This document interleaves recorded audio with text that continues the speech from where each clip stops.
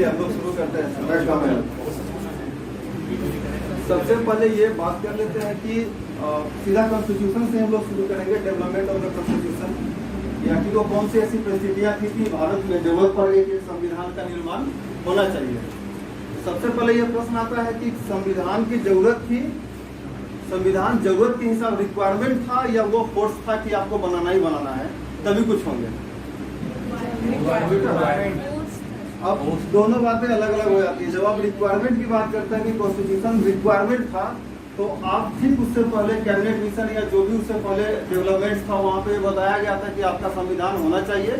या फिर आप 1931 का वो सम्मेलन याद कीजिए जब कहा गया था कि भारत का संविधान भारतीयों के लिए होगा।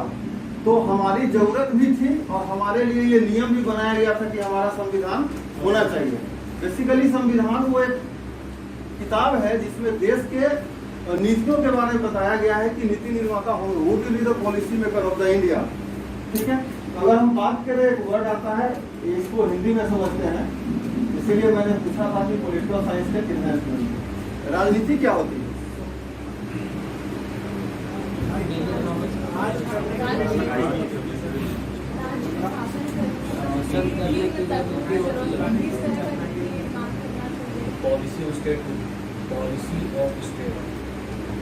Policy of state, daily political drama sir, daily political dramas, drama, that is drama and not policy. Drama is an act. और कोई प्रयास करेंगे? तो उसमें इंग्लिश पॉलिटिकल साइंस है, पॉलिटिक्स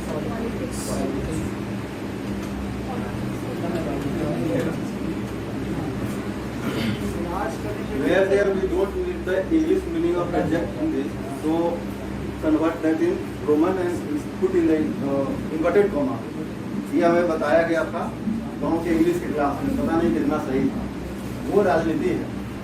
ठीक है, इसको आप थोड़ा सा अलग करके पढ़िए।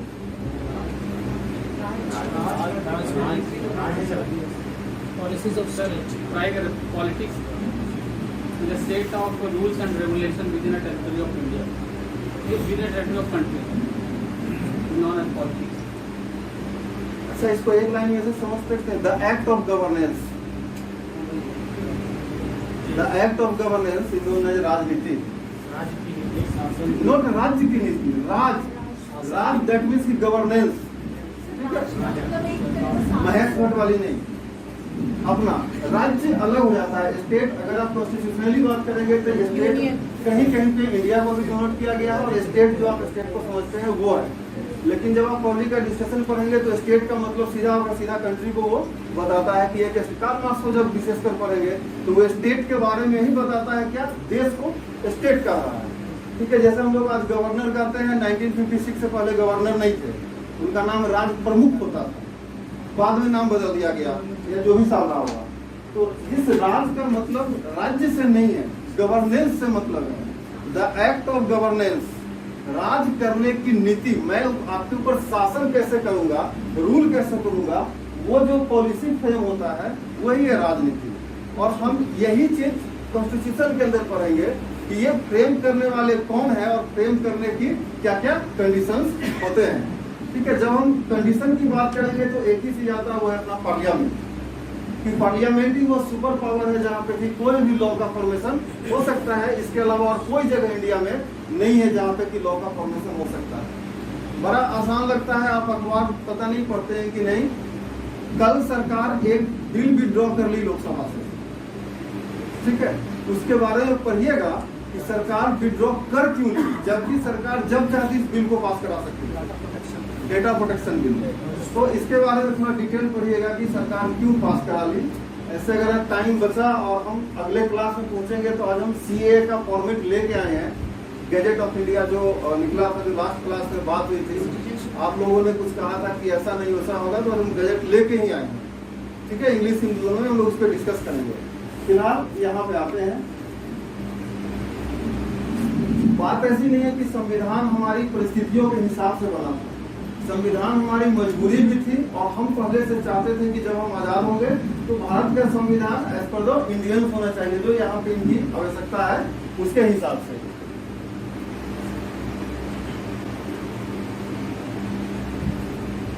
तो संविधान से पहले अपने देश में बहुत सारे शासकों में जो सबसे लंबे और जिनकी नीतियों को हम आज भी जी रहे हैं, वो 1861 के कानून हमारे ऊपर आज भी काम कर रहा है। और जिस चीज़ की ट्रेनिंग आप यहाँ से कि जब सेलेक्ट होकर के जाइएगा किसी इंस्टीट्यूट में ट्रेनिंग होने, चाहे ATI हो या PTC हो या कहीं भी, उसका मैक्सिमम ब्रिटिश इंडिया का ही उस पर कानून रखा हुआ है। आप रेवेन्यू एक्ट पढ़िए, GST को अगर छोड़ दे तो GST भी हम कहीं बाहर से लेके ही आए हैं। आप रेवेन्यू एक्ट पढ़िए तो ब्रिटिश इंडिया का उसमें कानून दिखेगा। पुलिस एक्ट पढ़िए तो आएगा। पुलिस के अंदर बहुत सारे जो एक्ट है, चाहे वो फॉरेंसिक एक्ट हो, कोई भी एक्ट पुलिस के अंदर बात कर लीजिए, आप जुडिशियरी सिस्टम के एक्ट की बात कीजिए, वो ब्रिटिश इंडिया का दिखेगा। तो पूरा का पूरा एक होल एंड सब में ऐसा हम समझ सकते हैं कि अपना संविधान बनने से पहले जो ब्रिटिशर्स यहाँ पे थे, उन्होंने देश को कैसे चलाया। और जब पहली बार लगभग 1600 ईस्वी में, अगर मेरा हिस्ट्री सही है तो 1600 ईस्वी में ईस्ट इंडिया कंपनी आई थी। लंदन में ये आज भी कानून है, अपने यहाँ का मुझे जानकारी नहीं, लंदन में ये कानून आज भी है कि यदि कोई आज भी उस देश का कोई कंपनी बाहर में ट्रेडिंग करने जाएगा, उसे अपने देश से परमिशन लेना होगा। तो ऐसा नहीं है कि ईस्ट इंडिया कंपनी 16th में ऐसे ही आ गए थे, उन्हें चार्टर एक्ट दिया गया था कि आप जाइए और जाकर के वहां पे व्यापार कर सकते हैं। लेकिन बाद में ऐसा क्या हुआ, ईस्ट इंडिया कंपनी को हटा देना पड़ा। एक समय आया कि ईस्ट इंडिया कंपनी हट गई, ब्रिटिश खुद ब खुद रूल करने लगे। वहां तक हम आते हैं, लेकिन एक एक एक्ट से काम करते हैं। ठीक है, तो 26 नवंबर 1949 से पहले अपने देश में ब्रिटिश इंडिया के बनाए हुए ऐसे बहुत सारे कानून थे जिसपे कुछ समय देश काम कर रहा था। तो हम लोग बेसिकली शुरू करेंगे 1773 से। उसमें भी 1773 से 1947 तक आने में जो मेजर इंपॉर्टेंट पार्ट्स होगा, हम लोग केवल उसी को देखेंगे।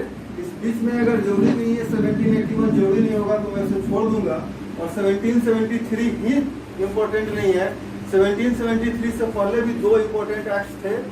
अभी तक मैंने JPSC या BPSC में कुछ क्वेश्चन तो दिख गए हैं इस सेक्शन से, कॉन्स्टिट्यूशनल डेवलपमेंट से, लेकिन JPSC के क्वेश्चन बैंक में मुझे नहीं दिखा कि कॉन्स्टिट्यूशनल डेवलपमेंट से कोई क्वेश्चन JPSC अभी तक पूछा है।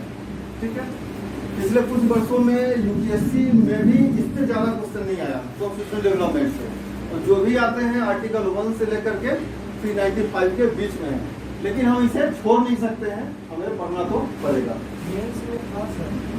हम सब पीटी की बात करें। हाँ, 18 में थे मीटिंग 1813 से 2018 में 1813। मैं कह रहा हूँ कि इतना ज्यादा नहीं है जितनी आवश्यकता पड़ती है। ठीक है, तो रेगुलेटिंग एक्ट 1773 से बात करते हैं। यहाँ पे जरूरत क्यों पड़ी ब्रिटिशर्स को, इससे पहले एक कहानी है। ठीक है, यहाँ पे लिख लीजिए।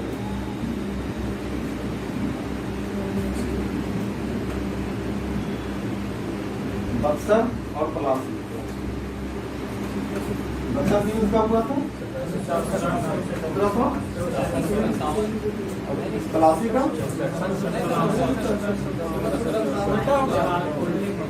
जो हिस्ट्री में जो मुझे ये बताए हैं, मेरी हिस्ट्री ठीक नहीं है, तो मुझे लग रहा है कि आप उल्टा बना रहे हैं। आप इसको उल्टा ही समझिए। ठीक है,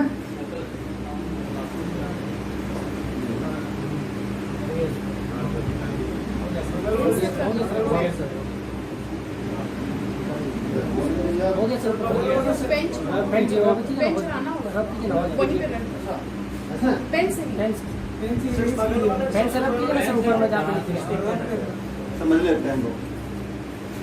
बक्सर का युद्ध 1764 में, उससे पहले प्लासी का युद्ध 1757 में। जब आप हिस्ट्री, मॉडर्न हिस्ट्री को पढ़ेंगे तो उस युद्ध के ज्यादा इम्पैक्ट को समझेंगे कि बंगाल में पहली बार कैसे ब्रिटिश इंडिया का, स्पेशली ईस्ट इंडिया कंपनी की स्थापना शासन करने के दौरान हुई, यानी कि उस क्षेत्र में ईस्ट इंडिया कंपनी का अपना शासन शुरू हुआ।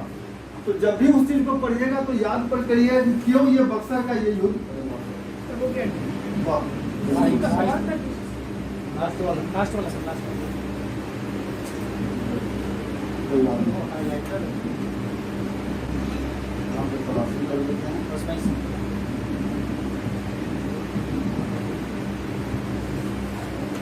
आपके यहाँ उत्सव है।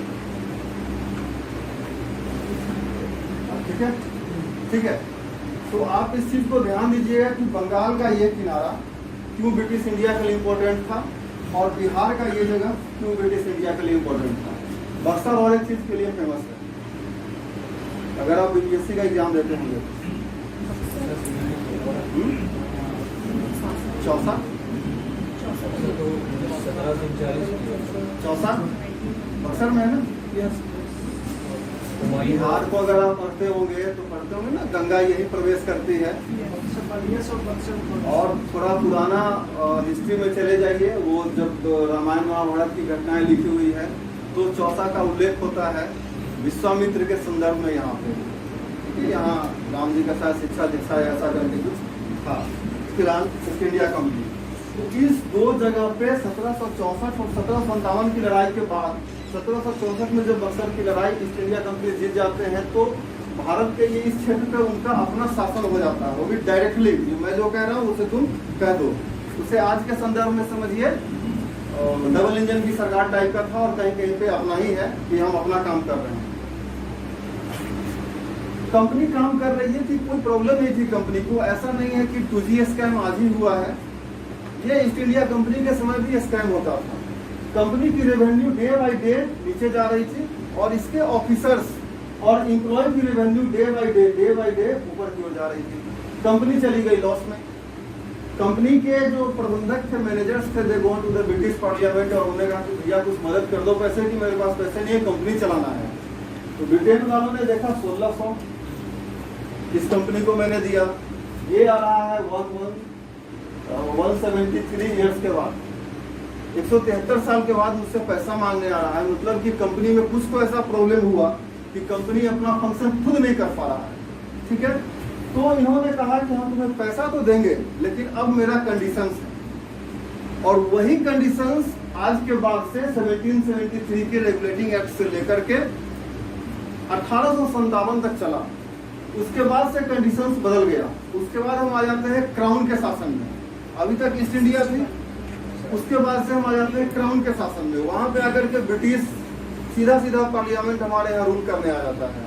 तो दो पार्ट हो जाते हैं इसके भी, एक 1773 से 1857 के युद्ध तक, यानी 1858 के बाद से जो कहानी बदली, और एक 1858 से लेकर के 1947 तक की दो पार्ट्स हैं इसके। तो दोनों पार्ट्स एक ही साथ हैं, हम लोग एक ही बार में इसको देखेंगे। बगल वाले पे क्या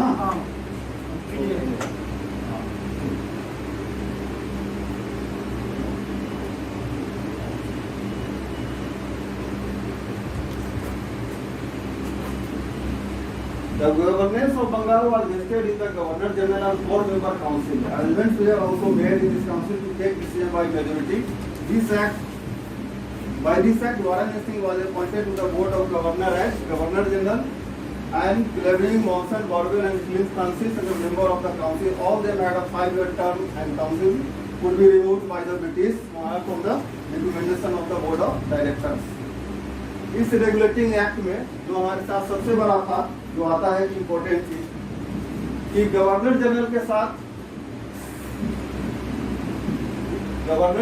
साथ 4 काउंसिल्स के एक मेंबर बना दिए गए। यही रेगुलेटिंग एक्ट का मेन फीचर था।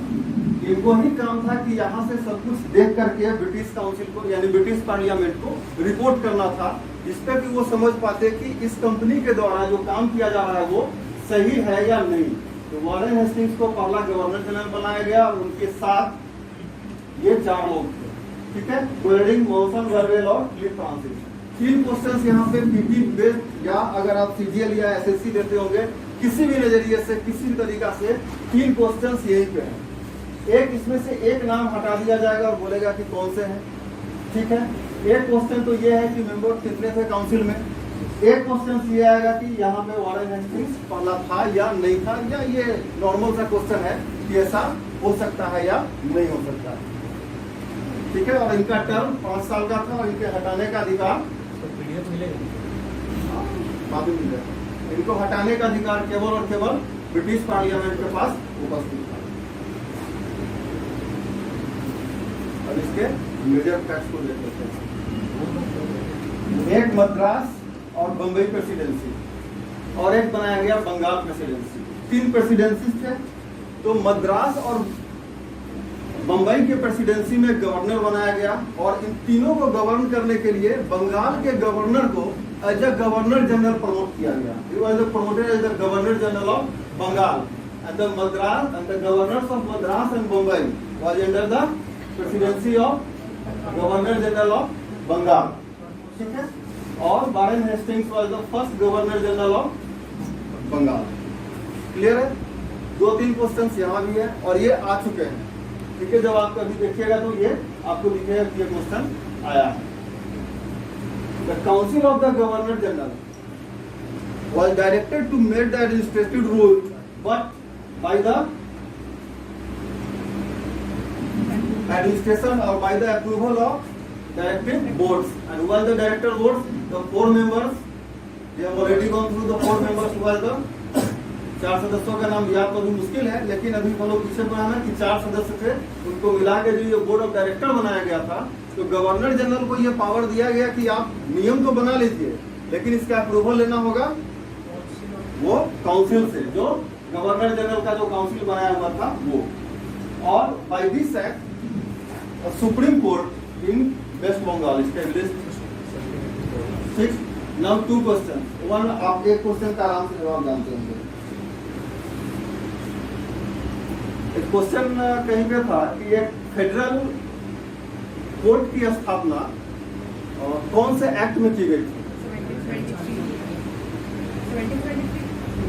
नहीं, यहाँ तो क्लियर है, क्वेश्चन समझिए, यहाँ तो क्लियर है कि there was a supreme court in waste Bengal by this act. एक क्वेश्चन ये था कि by which act there was a federal judiciary system और court was established in India? 1935। अब उस क्वेश्चन का एक सप्लीमेंट्री क्वेश्चन है कि इन which year that court was established. अब इस क्वेश्चन को 2 पार्ट में मैंने बताया। एक पार्ट में कैसे इस क्वेश्चन को लार्ज करके पूछा जाएगा कि in 1935 there was a provision of federal court in India, in which year that was established? Sir 1935 में है तो 1919 में कैसे होगा? मैं कह रहा हूँ कि फॉरगेट अबाउट दिस, मैं सिंपल कह रहा हूँ कि there was a provision in the act of 1935 that there will be a federal court in India. Second question का लाइन, इस क्वेश्चन का सेकंड लाइन है कि which year that was established? Sir 28 जनवरी 1950। स्लाइटली मिस्टेक करेंगे sir, 1937 में। 35 के act का इम्प्लीमेंट 1950 में तो नहीं होगा ना सर। जब मैं 1935 क्वेश्चन में कह ही रहा हूँ तो वो 1950 में तो जाएगा ही नहीं।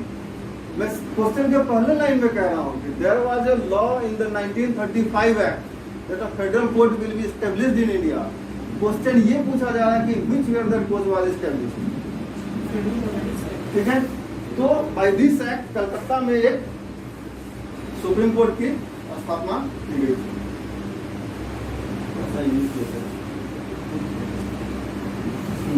Supreme court was established in Bengal, Kolkata by this act, और इसके जो चीफ जस्टिस और 3 जजों की स्थापना की गई थी, और the Elijah Impey appointed the first chief justice in this supreme court. ठीक है, अब इस कोर्ट को there were certain powers, given powers in civil, criminal, naval and religious matters. ठीक है, the court has also the power to hear case against the company and person engaged in the service of imperial। Company के against में यदि कोई कानून आते हैं या कंपनी के अगेंस्ट में कोई केस आता है तो सुप्रीम कोर्ट को यह पावर दिया गया था कलकत्ता का ही कि वो बात सुन सकता है, और जो राजा के लिए यहाँ पे काम कर रहा था उसके लिए। लेकिन इस कोर्ट की सुनवाई से यदि आप खुश नहीं है तो हमें राइट दिया गया था, हमें नहीं, यानी जो केस करने वाले थे उस समय, भारतीयों को कोई राइट थी नहीं इस समय तक, तो उनके पास एक पावर था कि वो कहीं इसके आगे जा सकते थे। तो पावर कहा था, प्रिवी काउंसिल में वो पावर डाला गया था, और privy council was in England, कि वो कोर्ट के इस डिसीजन को वहां पे जाकर के चैलेंज कर सकते थे। क्लियर है यहाँ तक? तो ये बना 1774 में। हाँ, लेकिन ये एक्ट 1773 का। ठीक है, The office of the board of directors has been reduced to 4 years। The board of directors का टेन्योर था उसे 4 साल के लिए कर दिया गया। अब उससे ज्यादा नहीं होंगे, उनका फिर से नॉमिनेशन किया जाएगा। इसके आगे आते हैं पिट्स इंडिया एक्ट 1784 का। पिट्स इंडिया एक्ट से बीच में भी एक एक्ट आया था, ठीक है, हाँ 1781 का एक एक्ट आया था। तो उसमें कुछ नहीं हो रहा है। मैंने पहले ही कहा कि हम we will take only those acts who are important, और इस एक्ट का भी जो इम्पोर्टेंट फीचर होगा हम लोग केवल उसी को देंगे। अब आप कहेंगे कि आप इम्पोर्टेंट इसको कैसे खोज सकते हैं, तो पिछले 10 साल का जितना सारा क्वेश्चन है वो सब मैंने पढ़ा है। मेरा इंटरेस्ट का अपना विषय रहा है। इवन कि रेलवे में क्वालिटी का कोई क्वेश्चन आता है तो उसको हम कोशिश करते हैं, देखते हैं कि क्या पूछा है, ट्रिकी कुछ क्वेश्चन है कि नहीं। तो उसके हिसाब से जो मुझे लगा कि इम्पोर्टेंट है मैंने उसको इसमें डाला है, ठीक है। लेकिन फिर भी आप केवल इस पे बेस्ड ना रहेंगे, आपके पास जो बुक है उसको जरूर रेफर करेंगे। अगर आप बुक नहीं पढ़ रहे हैं तो आप गलती कर रहे हैं। Pitt's India act British parliament के हिस्ट्री में पहला ऐसा एक्ट था जहां पे सरकार गिर गई थी, ठीक है। भारत के संबंध में इन रिलेशन विद इंडिया कुछ ऐसे इस एक्ट में प्रावधान वहां पे किए गए थे कि गवर्नमेंट वो नहीं चाहती थी कि इंडिया में अब ब्रिटिशर्स को या सॉरी ईस्ट इंडिया को इस प्रकार से राइट्स दिए जाएं। लेकिन ये पिट्स गवर्नमेंट प्राइम मिनिस्टर उन्हीं के नाम पे इस एक्ट को बनाया गया है। लॉर्ड पिट्स या समथिंग ऐसा नाम था उनका, उनके नाम पे इस एक्ट को बनाया गया है, पिट्स इंडिया एक्ट 1784। इसके मेजर फीचर्स को देखते हैं, क्योंकि कंपनी पे ज्यादा से ज्यादा यहाँ पे कंट्रोल चाहिए था ईस्ट इंडिया कंपनी के ऊपर ब्रिटिश पार्लियामेंट को, क्योंकि यहाँ से अब रेवेन्यू आने लगा उनको। जब मुझे पता चलेगा कि रेवेन्यू कहीं से आ रही है तो उनको चाहेंगे ना कि यहाँ पे मेरा कंट्रोल ज्यादा हो, ताकि हम समझ पाए कि कहाँ पे लूज फॉल्स है, कहाँ पे पैसे की चोरी हो रही है। इसलिए कि इस कंपनी को पैसा दिया ही 1773 में इसलिए गया था कि कंपनी लॉस में जा रही थी। तो मैक्सिमम कंट्रोल और कंपनी का गिरता हुआ क्रेडिबिलिटी को स्टे करने के लिए इस लॉ को इनेक्टमेंट किया गया था, ठीक है। तो हम लोगों ने पढ़ा था कि वारेन हेस्टिंग्स वाला जो गवर्नर जनरल था उसमें मेंबर 4 थे, उसको कम करके 3 कर दिया गया, ठीक है। इस 3 में से अब पावर क्या दे दिया गया, युद्ध संधि यानी कि वार, संधि को क्या कहते हैं, हाँ ट्रीटी, रेवेन्यू, मिलिट्री पावर, और प्रिंसी काउंसिल के साथ उनके साथ जो भी अटैचमेंट बनाना था उसके लिए इस 3 व्यक्तियों के साथ जो मेंबर्स ऑफ काउंसिल बनाया गया था उसको ये पावर दे दिया गया था। और दिस वाज द एक्ट जिसमें पहली बार इंडियन टेरिटरी को, भारतीय क्षेत्र को ब्रिटिश का ऑक्युपाइड क्षेत्र कहा गया। ये 1784 में था कि पहली बार ब्रिटिश ऑक्युपाइड, जिसे हम लोग कहते हैं ना पाक ऑक्युपाइड कश्मीर, तो ये पहली बार ब्रिटिश ऑक्युपाइड एरिया कहा गया 1784 के पिट्स इंडिया एक्ट में। नेक्स्ट क्या, गवर्नर जनरल जब कभी यहाँ के लोकल राजा से युद्ध या संधि करेंगे तो कंपनी के संचालक से स्वीकृति लेना जरूरी हो गया था, इसलिए कि यहाँ पे रूल तो कंपनी ही कर रही थी या कंपनी को एडमिनिस्ट्रेट करने के लिए जो लोग थे। अब यहाँ तक बात थी कि 4 से 3 कर दिया गया, लेकिन फिर भी British parliament as a field ऐसा उनको लग रहा है कि नहीं, अपने को यहाँ पे थोड़ा सा और प्रेशर लगाना है। उन्होंने क्या किया कि इंग्लैंड में 6 कमिश्नरों का एक कंट्रोल बोर्ड बना दिया।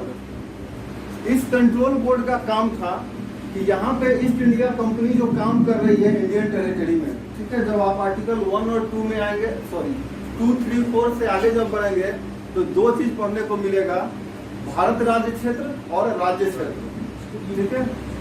तो यहाँ पे जब पहली बार ब्रिटिश ऑक्युपाइड इंडिया कहा गया, उसके बाद एक कमिश्नरों का बोर्ड ऑफ कंट्रोल बना दिया गया।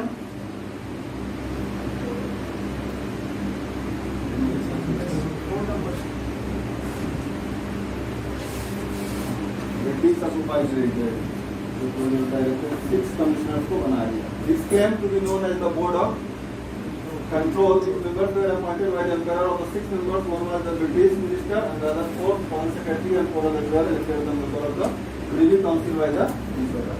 यानी कि जो 6 सदस्यों का बनाया गया था, उसमें से वहां पे चुनाव करके लाया गया और इनको कुछ पावर दिया गया। ये क्या कर रहे थे कि इंडिया में जो ईस्ट इंडिया कंपनी का काम हो रहा था और ये जो यहाँ पे 3 सदस्यों का जो कंट्रोल था उसको एडमिनिस्ट्रेट कर रहे थे वेस्ट बंगाल में बैठ के।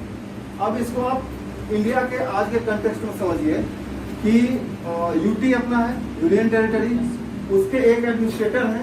उस एडमिनिस्ट्रेटर को देखने के लिए पीओ में एक विंग है, सॉरी होम मिनिस्ट्री में एक विंग है और होम मिनिस्ट्री का वो विंग रिपोर्ट करता है डायरेक्टली पीएमओ को।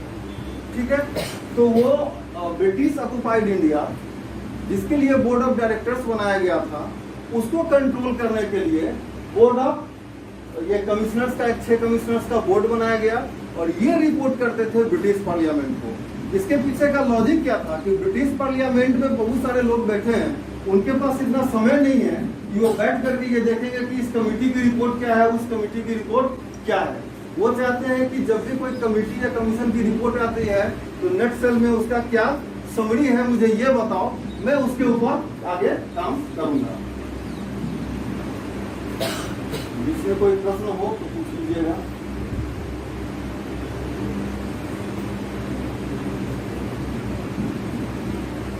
This board of control was given the right to accept or reject the orders and directions of the company in name of the government of India. कौन से board of control को? जो Britain में है, वो 6 सदस्यों वाली जो ब्रिटेन में बोर्ड ऑफ कंट्रोल है उसको यह राइट दिया गया कि या तो वो रिजेक्ट कर दे या एक्सेप्ट कर ले कंपनी के उन किसी भी प्रस्ताव को जो गवर्नमेंट ऑफ इंडिया के नाम से वहां पे दिया जा रहा है। और प्रोविंशियल काउंसिल के जो मेंबर थे उनको भी 4 से घटा करके 3 कर दिया गया।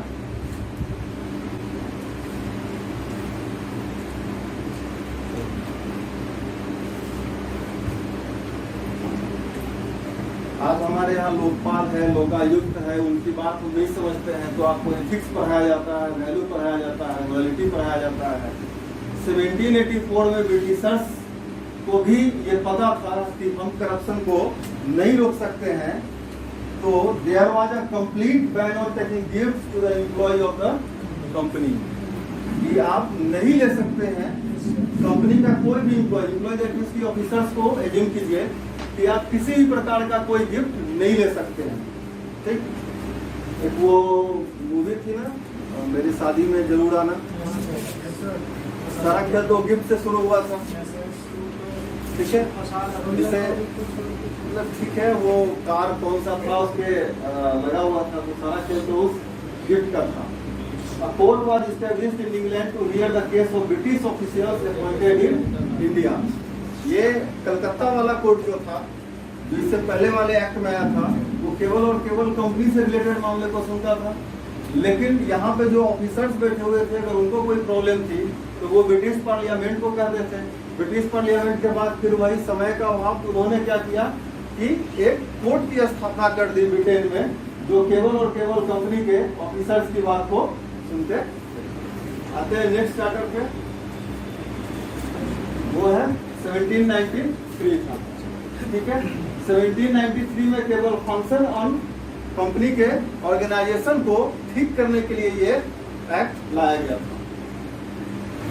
कंपनी के ट्रेड पावर्स को अगले 20 वर्षों के लिए एक्सटेंड कर दिया गया कि कंपनी यहाँ से अब ट्रेडिंग जो करेगी वो 20 वर्षों के लिए करेगी।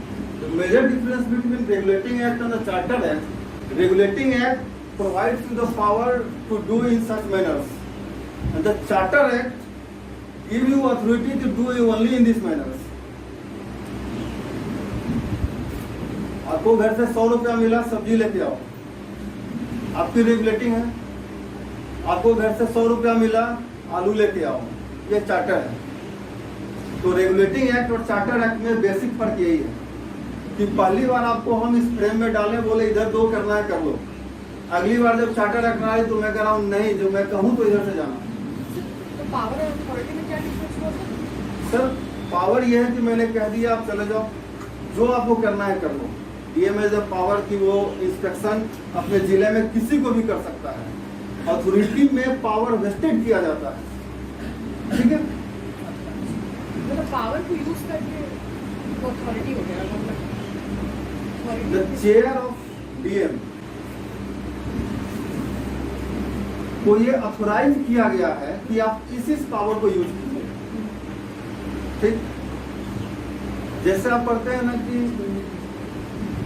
हर मनी बिल फिनांस बिल है, लेकिन हर फिनांस बिल मनी बिल नहीं।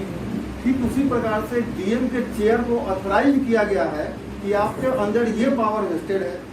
अब जब हम ऑथोराइज पर्सन हो गए तो अपने पावर का इस्तेमाल हम किस प्रकार से करते हैं वो मेरे ऊपर, उसमें मुझे कोई रोक नहीं रहा है। अगर हम गलत तरीके से करते हैं तो उसके लिए सर्टेन लॉज है जो हमें वहाँ पर रोकेंगे। तो 1793 में कंपनी के एडमिनिस्ट्रेशन और फंक्शंस को, एडमिनिस्ट्रेशन किसका, ऑर्गेनाइजेशन को ठीक करने के लिए उसे पहला क्या गया है कि ट्रेडिंग पावर्स को 20 इयर्स के लिए बढ़ा दिया गया। और जो इससे पहले कहीं पे नियम नहीं बनाए गए थे, रूल्स फॉर्म्स नहीं किए गए थे, तो वो जो पर्सनल रूल्स थे उसके जगह पे भारत ब्रिटिश ने इंडिया में एक रिटेन लॉज को इम्प्लीमेंट किया कि ऐसे ऐसे काम करना है, ये अपना रिटेन लॉ है, आपको इस लॉ के आधार पे ही आप काम करना है। तो 1861 के कानून से पहले 1793 में ये एक्ट लाया गया था, जहाँ पे कि फर्स्ट टाइम रिटेन लॉ को इंट्रोड्यूस किया गया था।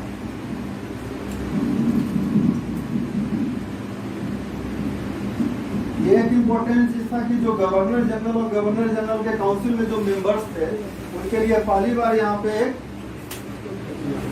ठीक है, ये बनाया गया योग्यता वो लाया गया कि आप यहाँ पे कंपनी के बोर्ड ऑफ मेंबर्स या काउंसिल ऑफ मेंबर्स तभी बनेंगे जब कम से कम कंपनी के अंदर में आपको 12 साल तक इंडिया में काम करने का एक्सपीरियंस हो जाएगा। तो क्यों, आप इस लॉ के हिसाब से समझिए कि एक व्यक्ति जिसे यहाँ पे हम यहाँ का अभी हाई कोर्ट में या सुप्रीम कोर्ट में जब बनते हैं तो उनके साथ सर्टेन इयर्स प्रैक्टिस करने का फाउंडेशन है कि इतना साल प्रैक्टिस करने के बाद ही वो हाई कोर्ट के जजेस बनेंगे और हाई कोर्ट में इतना साल प्रैक्टिस करने के बाद सुप्रीम कोर्ट के जज बनेंगे। तो अब जब यहाँ पे हमारे पास रिटेन लॉज आ रहे हैं तो यहाँ पे इसको काम करने के लिए वही लोग चाहिए जिसके पास एक्सपीरियंस हो। चूंकि लॉ इंडिया के लिए था तो उन्हें एक्सपीरियंस पर्सन इंडिया से ही चाहिए। तो वो ब्रिटिशर्स में ही, वैसे ब्रिटिशर्स जो कंपनी के लिए 12-12 ईयर्स तक कंटिन्यूअस इंडिया में बैठ के फंक्शंस कर रहे हैं, उनको यहाँ पे इस लॉ के लिए लाया गया था कि वो गवर्नर जनरल या गवर्नर जनरल के काउंसिल के मेंबर हो सकते हैं। आपने बोला ये बोर्ड ऑफ डायरेक्टर और बोर्ड ऑफ काउंसिल, इंडिया में क्या था? Board of director, board of council बाद में आगे चल के ये दोनों खत्म हो जाएगा, ठीक है, दोनों खत्म हो जाएगा। तो ये जो कंट्रोल बोर्ड था उसके सदस्यों का जो सैलरी था वो अब चूंकि वो काम कर रहे थे गवर्नमेंट ऑफ इंडिया के लिए, तो उनको सैलरी जो उनका है वो अब कहाँ से मिलेगा? इंडियन ट्रेजरी से, उनको बाहर से नहीं दिया जाना। आते हैं 1813 के चार्टर पे।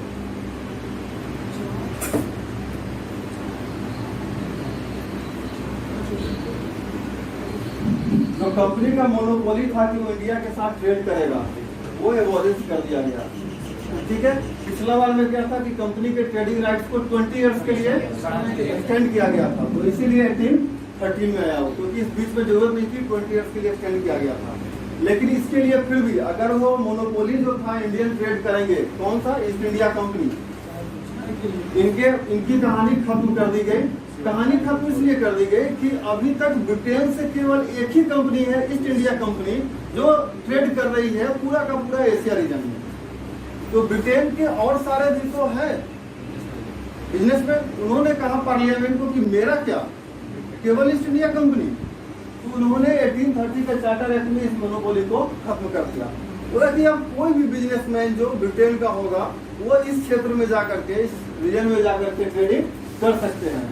लेकिन ईस्ट इंडिया कंपनी के साथ एक चीज छोड़ दिया गया, the trade with China and trade in T, यानी कि इंडिया से ये हम मान लें कि नॉर्थ ईस्ट का क्षेत्र है, तो ये जो चाइना का पूरा ये एरिया है वो, या चाइना का एरिया जहाँ भी हो वो, और जो यहाँ पे चाय जिस एरिया में उग रहे थे वो, तो चीन के साथ किसी भी चीज का ट्रेड, ठीक है, और चाय का, केवल चाय का ट्रेड वो रह गया ईस्ट इंडिया कंपनी के पास मोनोपोली खत्म करने के बाद में। ऐसा नहीं था कि चीन के साथ केवल चाय का ट्रेडिंग छोड़ा गया, चाइना के साथ किसी भी गुड्स का, किसी भी मटेरियल का ट्रेडिंग का पावर केवल और केवल ईस्ट इंडिया कंपनी के पास है। आगे जाकर वो भी खत्म हो जाएगा। और टी का ट्रेडिंग केवल और केवल ईस्ट इंडिया कंपनी के पास है। ये है 1813 के चार्टर एक्ट में। The government was directed to spend 1 lakh per year for the education of Indians. 1813 में 1 लाख रुपया इंडियंस के शिक्षा पे खर्च करने का प्रावधान किया गया कि आपको भारतीयों के शिक्षा पे 1 लाख खर्च कीजिए। हम आज की बात सोचते हैं, 10 साल की बात सोचते हैं, ब्रिटिशर्स जो पॉलिसी बनाते थे तो वो बड़ी देर दूर की बात सोचते थे। उनको पता था कि आगे हमें यहाँ कंटिन्यू बिजनेस करना है तो चाहिए कौन? एम्प्लॉय। और हम यहाँ पे हैं सरनम गच्छामी, टोमकिन करोसी। उन्हें चाहिए एक ऐसा व्यक्ति जो उनके कानून को पढ़ सके, जो लिख सके। उन्हें चाहिए एम्प्लॉय। ऑफिसर्स तो वो है ही, घोड़ा चलाने वाले और गाय पालने वाले आप हैं उनके यहाँ, उसकी पढ़ाई चाहिए नहीं। उन्हें चाहिए था कर्मचारी क्लास सी। उसके लिए उन्होंने कहा कि थोड़ा पढ़ाओ, इसको पढ़ाओ और यहीं से एम्प्लॉय लो, क्योंकि आज भी हमारा लेबर रेट सबसे सस्ता है इन दुनिया के अन्य देशों के मुकाबले में। उन्हें कहा गया कि 1 लाख रुपया भारतीयों के शिक्षा पे खर्च करो। ये ईस्ट इंडिया कंपनी को डायरेक्शन दिया गया था। The company was given the right to control the Indian territories and revenue for the next 20 years. ठीक है, भारतीय क्षेत्र को और इसके रेवेन्यू पे कंट्रोल अगले 20 साल के लिए बढ़ा दिया गया कंपनी को, ईस्ट इंडिया कंपनी को। क्योंकि 1813 से पहले वाला जो था उसमें इनके ट्रेडिंग पावर को बढ़ाया गया था। 20 साल समाप्त हो रहा था तो कंट्रोल इंडियन टेरिटरी पे और रेवेन्यू को दिया गया ईस्ट इंडिया कंपनी को। The power of control of board was defined and expanded. इस एक्ट में कंट्रोल जो था, बोर्ड ऑफ पावर का जो कंट्रोल था, मेंबर्स का जो पावर था उसे डिफाइन किया गया और एक्सटेंड कर दिया गया था। आगे अगले चार्ट में एक्ट में जब हम आएंगे तो पता चलेगा कि ये चाइना का ट्रेडिंग आगे बंद हो रहा है, क्योंकि 20 साल का एक्सटेंशन वाला मामला खत्म नहीं हुआ है। वो अभी भी ट्रेडिंग पावर है ही, तो 20 साल के लिए कंपनी को आगे बढ़ाया गया। तो 1833 का चार्टर एक्ट है। ठीक है, हमने बात कर लिया कि कंपनी का चाय और चीन के साथ एक अधिकार को समाप्त कर दिया गया और अब कंपनी केवल और केवल एडमिनिस्ट्रेटिव और पॉलिटिकली इंस्टीट्यूशन का काम करेगी, यानी कि ट्रेडिंग का काम कंपनी का खत्म। अब कोई भी व्यक्ति यहाँ पे आके ट्रेड करेगा। ब्रिटिश पार्लियामेंट का ट्रेड के ऊपर कंट्रोल है, कंपनी अब ट्रेड नहीं करेगी। कंपनी का काम केवल और केवल एडमिनिस्ट्रेशन का रह गया है और पॉलिटिकली इंस्टीट्यूट बनकर रह गया है। पॉलिटिकली इंस्टीट्यूट बनने का मतलब कि यहाँ के जो देशी रियासत है उनके साथ संबंध बनाइए, मुगलों के संबंध बनाइए और पैसा कैसे यहाँ से ब्रिटेन निकल के जाएगा उसके लिए आप एडमिनिस्ट्रेशन पे काम कीजिए। बाद में की व्यापार मेरा है, हम कर लेंगे। ठीक है, the governor general of Bengal now becomes the governor general of all territory of India. यानी कि बंगाल के गवर्नर जनरल जो 3 जगहों के साथ मिला करके बनाए गए थे उनको वहां से हटा करके और पूरे भारत के गवर्नर जनरल बनाया गया।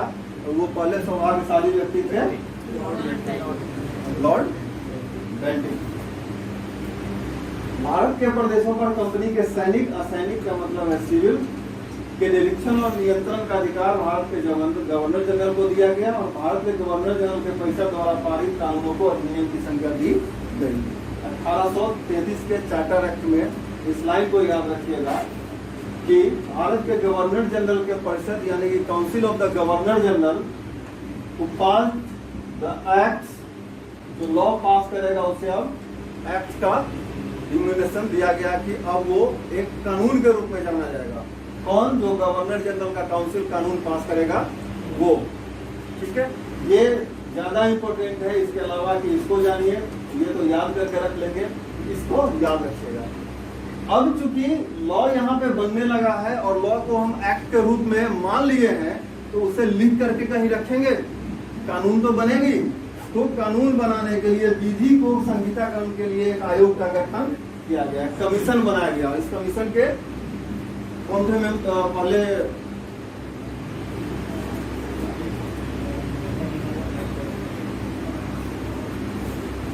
विधि आयोग के अध्यक्ष कौन थे?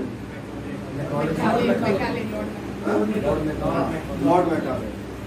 ठीक, सर का भी प्रोविजन था ना एजुकेशन को लेकर कि लैंग्वेजेस इंग्लिश नहीं सीख रहे होगा, इसी में है। इसी एक्ट में इलीगल घोषित कर दिया गया और दास प्रथा 1843 में समाप्त हो गई। ठीक है, दास प्रथा वो एजुकेशन और कॉन्स्टिट्यूशन में नहीं आया। नहीं, अभी नहीं है। ठीक है, इसी एक्ट में दास प्रथा को इंडिया में लीगल बनाया गया और 1843 में समाप्त कर दिया गया। इससे आप ब्रिटिश का उदारता मत समझिए, उदारता मत समझिए उनको चाहिए कर्मचारी और वो आपको कर रहे हैं खुश। दास आप उनके यहाँ नहीं है, उनके यहाँ जो काम करते हैं ना तो आपको सैलरी मिलती थी। आप गुलाम किसके यहाँ थे? अपने राजाओं के यहाँ, या उस समय किसी भी क्षेत्र में जो राजा महाराजा थे आप गुलामी उनके यहाँ कर रहे थे। दास उनके यहाँ थे। पिताजी के पिताजी कर्ज लिए थे और मेरा बेटा भी नहीं चुका पाएगा क्योंकि 10 रुपए का कर्ज बढ़ करके 1000 रुपया हो गया है, तो मूलधन मुरझा गया है, मर गया है और उसका सूद इतना बड़ा हो गया है कि बर्गर जैसा मिसाल है। तो हम चुका पाएंगे नहीं, मेरे दादा ही नहीं चुकाए तो हम कहाँ से चुकाएंगे? तो हमारा जन्म और जन्मांतर का टप्पा की तरह हम लोग आए हुए हैं, सेवा कर रहे हैं। It was made clear by this act that no Indian residents in the territories of the company shall be deprived of any office by the company of the grounds only the religion, race, color, place of birth, etc. Article 15. Article 15 का base कहाँ पे डाला गया है? इसी act में। ठीक है कि अब कंपनी में काम करने वाला कोई भी व्यक्ति को भारत के क्षेत्र के किसी व्यक्ति को केवल इस आधार पे हम नहीं हटाएंगे कि वो किस धर्म का है, किस जात का है, कौन सा रंग और कहाँ पे उसका जन्म हुआ है। ये सब कहने की बातें हैं, सुनने में अच्छा लगता है। पॉलिटी पढ़ते समय केवल इस बात को ही समझिएगा कि इसको आपको एग्जाम में पास करने के लिए पढ़ना है। इसके इफ और बट पे ज्यादा सोचिएगा तो लगेगा कि ये चीज हुआ ही नहीं था, लिखा गया है, ये चीज हो रहा है और लिखा नहीं गया है। आर्टिकल 20-21 प्रोटेक्शन जो हमें देता है, पुलिस पकड़ के ले जाएगी, कुछ नहीं कहेगी, बउआ बताओ कहाँ से गाड़ी उठाए थे, और कर होकर के जब कोर्ट में जाते रहते हैं तो एक पैर ऐसे रहता है और हम ऐसे करके चलते हैं, ये हमें बताता है पुलिस। लेकिन होता क्या है, लिखा हुआ है कि पुलिस आपको अपने ही विरुद्ध कुछ भी बताने के लिए फोर्स नहीं करेगा। और फैक्ट क्या है इस हाथ में? फैक्ट ये है कि शरीर का कोई हड्डी नहीं है तो कहता है दूसरे से कि भाई तुमको जोर से लगाया क्या? ठीक है, ये सच्चाई होती है। तो पॉलिटी पढ़ते समय इस चीज को क्लियर कीजिएगा कि ये लिखा हुआ है, ये नहीं हो रहा है, और ये हो रहा है तो ये लिखा हुआ नहीं है। ये चीज क्लियर कीजिएगा। आप लोगों में से कोई भी जो ट्विटर यूज करते होंगे ना, तो एक बार एंड बेंच करके एक पेज है, वो लीगल न्यूज देता है। वकील लोग कैसे इस्तेमाल करते हैं किसी चीज को समझिएगा। अभी संजय राउत के यहाँ ईडी का रेड पड़ा, सुबह 5:30-6 बजे के आसपास पड़ी हुई, और उनको अरेस्ट किया गया 1 बजे 1:30 बजे के आसपास, ऐसा पुलिस कह रही है। तो 24 घंटा के अंदर कोर्ट में प्रोड्यूस करना है। तो कल होकर के पुलिस कोर्ट में उनको ले गए। मामला सुप्रीम कोर्ट में हियरिंग पे चल रहा था कि अभी कुछ दिन पहले सुप्रीम कोर्ट ने कहा कि ईडी का लॉ सही है, हम केवल इस बात पे आगे बात करेंगे कि एज अ मनी बिल जो ईडी लॉ को लाया गया था कॉन्स्टिट्यूशनली वो सही है कि नहीं है। ठीक है, क्योंकि जो ईडी में अमेंडमेंट किया गया वो मनी बिल के रूप में कर दिया गया, तो किसी के पास कोई अधिकार बचा नहीं, पावर जिसके पास लोकसभा में वो पास करा लिया। तो उसके कॉन्स्टिट्यूशनली वैलिडिटी के ऊपर सुप्रीम कोर्ट में चर्चा होगी। बाद में सुप्रीम कोर्ट ने कहा कि ईडी का सारा लॉ सही है, जो कर रहा है ईडी ठीक है। अब सुप्रीम कोर्ट में संजय राउत के ऊपर बहस हो रही है। कभी भी दिमाग में ये आया ही नहीं एज ए नॉर्मल पर्सन कि आर्टिकल 20-21 वहां पे यूज करेगा। वो किसी एक में है ना कि 24 घंटे के अंदर आपको मजिस्ट्रेट के पास ले जाना है, तो वो उनके यहाँ ईडी गई थी सुबह, मान लेते हैं 5:30 बजे। ठीक है, आज सुबह अगर गई होगी तो उनको कल सुबह 5:30 तक ले जाना है कोर्ट में। पुलिस कह रही है कि हम अरेस्ट किए उनको 1 बजे, हम उनको कल ले जाएंगे 12 बजे, मेरा 24 घंटा यहाँ पे पूरा हो रहा है। वकील साहब कहते हैं सर पुलिस झूठ कह रही है, ईडी जिस समय गई थी उसी समय उनको अरेस्ट कर लिया गया, और चूंकि उनकी अरेस्टिंग 5:30 बजे सुबह हुई थी और कोर्ट में इनको लाया गया है 12:30-1 बजे के आसपास, या जब भी लाया गया मतलब एक टाइम था कि 5:30 के बाद लाया गया, इसीलिए इनका अरेस्टिंग गलत, और इस आर्टिकल के तहत इनको बेल ग्रांट कर दिया गया। बहुत नॉर्मल चीज था, एकदम समझने का नहीं था, लगा कि चलो कोर्ट में बहस हो रही है और वो लाइव रिपोर्टिंग करता है, ठीक है, बार बेंच लाइव रिपोर्टिंग करता है, कुछ फ्रैक्शन ऑफ मिनट्स पे टाइप करने में जो कम समय लगे, और मैं उसको पढ़ा, मैंने कहा भाई वकील होता है, हम जो नहीं सोच पाते हैं वो सोच के बताता है कि ये चीज ऐसे होता है। सिंपल, अभी आप जब ऑफिस में जाएंगे ना, मैं ऐसे ही एक बात कह रहा हूँ, इसको आप एक तरह से ब्रेक समझिए। ये अदर लिखा हुआ है, आरटीआई में एक रूल कहता है, आरटीआई का रूल है कि ये एनर्जी डिपार्टमेंट है और मुझे इंफॉर्मेशन चाहिए होम डिपार्टमेंट से, तो मैंने अपना एप्लीकेशन दे दिया एनर्जी डिपार्टमेंट को, और मैंने इनसे पूछा कि ये मुझे बताइए कि हजारीबाग में जितने सारे थाने हैं, जितने सारे डीएसपी के कार्यालय हैं, उसमें कितने लोग काम कर रहे हैं और कितने सीट्स खाली हैं। ये एनर्जी डिपार्टमेंट का है, इनका काम था नहीं, इन्होंने होम डिपार्टमेंट एप्लीकेशन फॉरवर्ड कर दिया। वो फॉरवर्ड होता है एक्ट 6(3) से, आरटीआई एक्ट के 6(3) से। यहाँ अदर लिखा हुआ, उसमें लिखा हुआ है कि अगर कोई एप्लीकेशन एक ऐसे डिपार्टमेंट में आ जाती है तो belongs to the other department, the PIO is duty to transfer that application to the concerned department under 6(3) Act of the RTI। ठीक, इंग्लिश में लिखा हुआ है वो अदर्स, हिंदी में तो वही होगा। दूसरा, मैंने कोई और, दूसरा इंग्लिश में है अदर्स। हमारा कानून कहता है कि हिंदी में गड़बड़ हो तो इंग्लिश को हम सही मानेंगे। आप क्वेश्चन भी जो बनाते होंगे उसमें भी यही कहता है। अब वकील साहब हमारे थे कपिल सिब्बल, उन्होंने एक सेमिनार में बताया कि नहीं, others means more than one, और आरटीआई कहता है कि you have to transfer the application in other office, not others office. मैं लाइव देख रहा था, हमारे जा नहीं सकते दिल्ली, तो मैं लाइव देख रहा था, सरकार का बात था, बड़े ध्यान से सुन रहे थे, आरटीआई अपना चैप्टर ही था।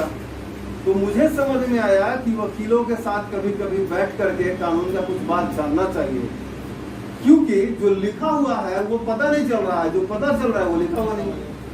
पॉलिटी वही चीज है, जो आप पढ़ रहे हैं वो फैक्चुअल है नहीं, और जो फैक्चुअल है वो कहीं पढ़ नहीं पा रहे हैं।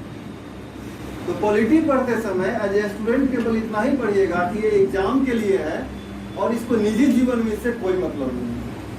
पॉलिटी पढ़ते समय किसी रिलीजन का नहीं रहिएगा, पॉलिटी पढ़ते समय किसी कास्ट का नहीं रहिएगा, पॉलिटी पढ़ते समय जेंडर वाइज मत होइएगा। ये 3 चीज ध्यान रखिएगा, तो फिर पॉलिटी को समझने बड़ा आसान होगा। आगे चलते हैं।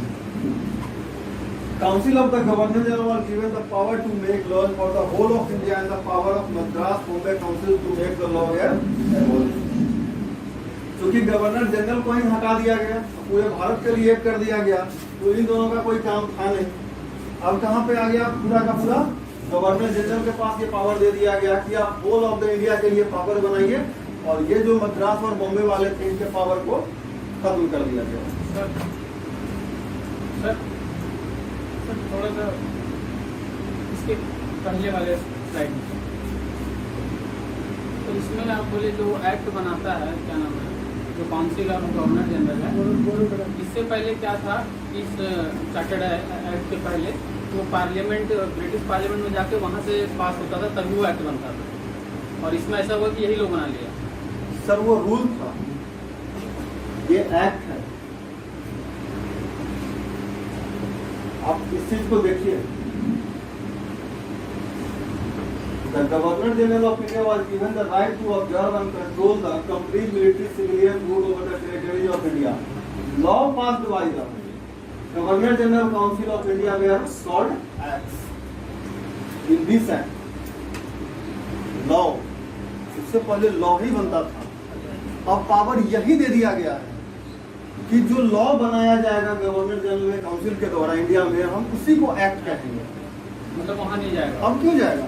अब चूंकि इसी को बनाने के लिए हम तो यहाँ पे एक लॉ कमीशन बना रहे हैं ना, हम यहाँ पे लॉ कमीशन बना रहे हैं। पहले लॉ को वहाँ भेजते थे, वहां से वो बन के आता था, ये अप्रूव होके आती थी ब्रिटिश से। अब हम यही गवर्नर जनरल काउंसिल को पावर दे दिए हैं। It's a decentralization of the power to make the law which will be known as the act for India. और उसी को ठीक करने के लिए या कहिए कि provisions made for the constitution of commission for the constitution of the law, हम एक विधि आयोग का निर्माण कर दिए कि अब जो लॉ एक्ट के रूप में जाना जाएगा गवर्नर जनरल के काउंसिल को, आप उसको यहीं पे लिख दीजिए और वो यहीं की टेरिटरी ऑफ इंडिया के लिए काम करेगा। ठीक, मेंबर अभी तक 3 है सर। हाँ, आगे बढ़े।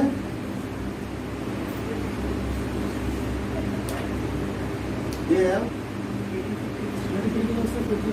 हाँ? ठीक है सर, मेरी बनी हो। हाँ, यही था।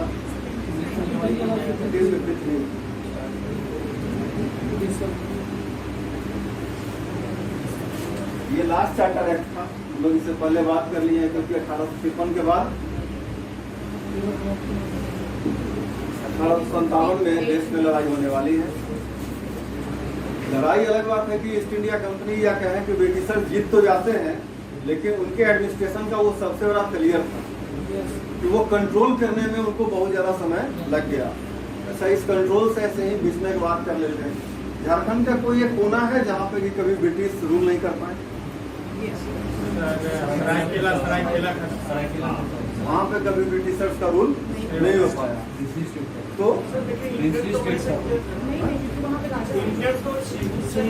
लेकिन सरायकेला खरसावां वो कभी घुस नहीं पाया। वो प्रिंसली स्टेट ऐसे कभी नहीं कर पाया। राजा को जो वहाँ अटैक किए थे सर 70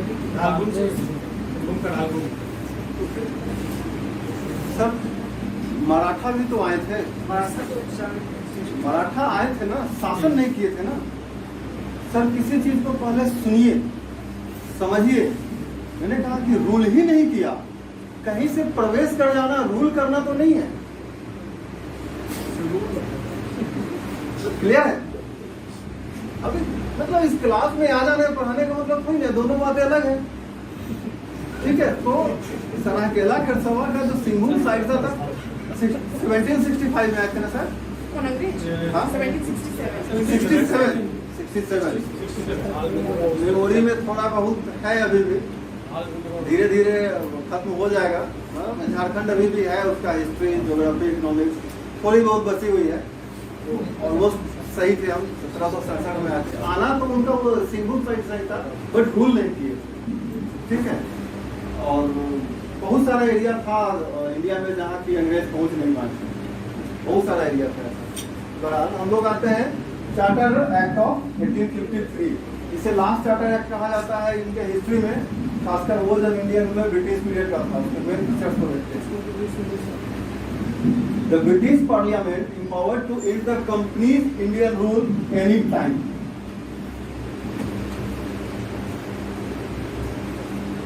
पता नहीं ब्रिटिश पार्लियामेंट में ये खबर आई भी वहाँ रहा होगा, रहा होगा, पहले बता दिया कि भाई 5 साल 4 साल के बाद यहाँ पे कुछ प्रॉब्लम होने वाली है, तो उन्होंने एक अपने यहाँ से रूल पास कर दिया कि ईस्ट इंडिया कंपनी के लिए हम जो भी कानून बना रहे हैं उसको हम कभी भी समाप्त कर दे सकते हैं। Companies Indian rule at any time. हम अब तुमको नहीं समय दे सकते हैं क्योंकि अभी भी कंपनी यहाँ पे केवल और केवल पॉलिटिकल इंस्टीट्यूशन और एडमिनिस्ट्रेशन का फंक्शन देख रही है, इससे ज्यादा कुछ नहीं। ब्रिटिशर्स चाह रहे हैं, क्योंकि यहाँ पे आते आते उनके पास पैसा ज्यादा पहुंच रहा है ना, वो चाह रहे हैं कि हम उसके एडमिनिस्ट्रेशन और पॉलिटिकल इंस्टीट्यूशन का काम भी खुद हैंडल कर ले, उन लोगों को हम बंद कर दें। The law member of the executive council are accorded the status of full member of the council. विधि आयोग के जो सदस्य थे उन्हें काउंसिल के पूर्ण सदस्य के रूप में रख दिया गया। Arrangements were made for the appointment of separate governor for Bengal. Bengal के लिए अलग से गवर्नर की व्यवस्था कर दी गई, पूरे के पूरे इंडिया को छोड़ के, कि बंगाल क्षेत्र अलग से देखा जाएगा। उसको आप ज्योग्राफिकली समझिए कि बंगाल क्षेत्र को ही क्यों रखा गया। ठीक, सूरत में वो काम अपना शुरू से कर ही रहे हैं। अभी सूरत कर लीजिए, वो तो मुंबई का एक हिस्सा ही था ना पहले, सौराष्ट्र का। ठीक है, तो वो सूरत में अपना काम कर ही रहे थे, उन्हें चाहिए बंगाल। अब दो पार्ट इंडिया का, ये पार्ट और यहाँ का ये पार्ट, इधर का व्यापार इधर का व्यापार, उनके लिए इजी था। बाद बाकी इंडिया के किसी हिस्से में, इस हिस्सा में तो कोई व्यापार ही नहीं है, कहीं जाना नहीं है, उन्हें इस एरिया से जाना था और इस एरिया से जाना था रेस्ट ऑफ द वर्ल्ड में। उनके लिए आसान था इस दो जगह पे ही ज़्यादा से ज़्यादा अपना हुकूमत बनाना। The governor general empowered to appoint the vice chairman of his council। धीरे धीरे पावर को सेंट्रलाइज किया जा रहा है इंडिया में लाकर, और यहाँ के जो अधिकारी हैं उनको ये पावर दिया जा रहा है कि आप अपने हिसाब से काम यहाँ कीजिए, मुझे भैया क्या है कि यहाँ पे कोई प्रॉब्लम नहीं चाहिए। तो जो ब्रिटिश का जो रूल है वो डिसेंट्रलाइज सेंट्रलाइज था ब्रिटिश के पार्लियामेंट में, उसे वापस में इंडिया ला करके रखा जा रहा है। सर पॉइंट नंबर 2 एक बार और रिपीट कर दीजिए।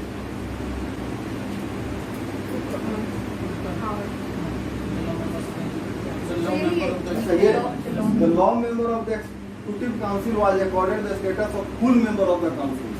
तो विधि आयोग के जो सदस्य थे ना, उन्हें अब काउंसिल में ला करके पूर्ण सदस्य के रूप में दर्जा दे दिया गया। पहले वो सजेस्ट करते थे, अब वो सजेशन के ऊपर अपना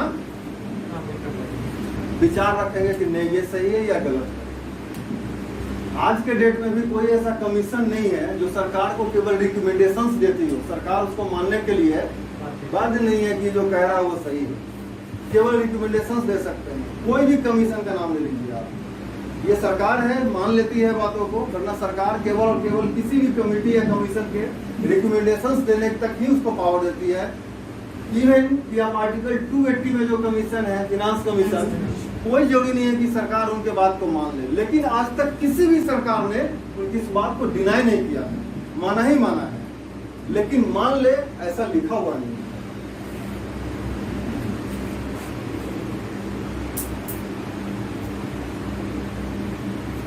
लेजिस्लेटिव वर्क था, उसको एडमिनिस्ट्रेटिव वर्क से अलग कर दिया गया, यानी कि एडमिनिस्ट्रेशन अब अलग होगा और लेजिस्लेटिव का काम अलग होगा। आर्टिकल 50 याद कीजिए, ठीक है। वहां कहा गया न्यायपालिका और कार्यपालिका अलग होगी। इस एक्ट में कहा गया है कि लेजिस्लेटिव वर्क और एडमिनिस्ट्रेटिव वर्क अलग अलग किया जाएगा। जो बोर्ड ऑफ डायरेक्टर्स में जो 24 मेंबर्स थे उसको घटा करके 18 सदस्य कर दिया गया। इसी एक्ट में कंपनी के जो एम्प्लॉय थे उनको नौकरी देने के लिए, नियुक्ति के लिए एक कॉम्पिटिटिव एग्जाम का व्यवस्था किया गया, और जो इंडियन लॉ कमीशन था उसके रिपोर्ट को मानने के लिए, उसके रिपोर्ट को रिकमेंडेड करने के लिए इंग्लैंड का जो लॉ कमीशन था उसमें इंग्लैंड में लॉ कमीशन को भी बनाया गया कि इंडिया के लॉ कमीशन के रिकमेंडेशंस को या यहाँ से जो बातें कही गई है वहाँ पे मानने के लिए इंग्लैंड में एक लॉ कमीशन बनाया गया कि इंडिया के हिसाब से इंडियंस के लिए जो लॉ कमीशन इंडिया में बनाया गया, जिसमें मैकाले के बारे में बात कर रहे थे, उनके बात को यहाँ पे ठीक करने के लिए, समझने के लिए एक लॉ कमीशन बना दिया गया।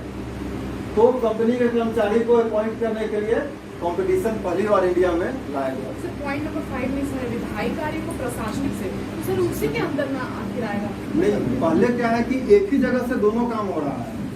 अब व्यक्ति को अलग कर दिया गया कि आप लेजिस्लेशन का काम करेंगे, आप एडमिनिस्ट्रेशन का काम करेंगे, प्रशासन चलाएगा वो अलग। हाँ, तो दोनों को अलग कर दिया। जब काम ही हम अलग कर रहे हैं तो व्यक्ति भी अलग हो जाएंगे, ठीक है। तो यहाँ पे arrangement we have made to separate the legislative work from the administrative work, दोनों को अलग अलग कर दिया। तो जो सबसे इम्पोर्टेंट चीज था उसका ये है पॉइंट 8 और पॉइंट 7।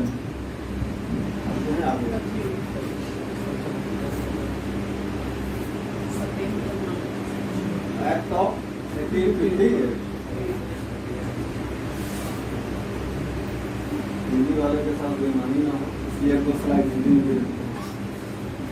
भारत में कंपनी के शासन को समाप्त कर उत्तरदायित्व ब्रिटिश संसद को सौंप दिया गया, क्योंकि पता है 1857 का जो घटना हुआ था उसके बाद से कंपनी को ऐसा लगा, ब्रिटिश पार्लियामेंट को लगा कि ये लोग काम करने वाले नहीं है, अब इनको यहाँ से हटा देते हैं, और सारा का सारा एडमिनिस्ट्रेशन का पावर जो था वो चला गया ब्रिटिश पार्लियामेंट को, ठीक है।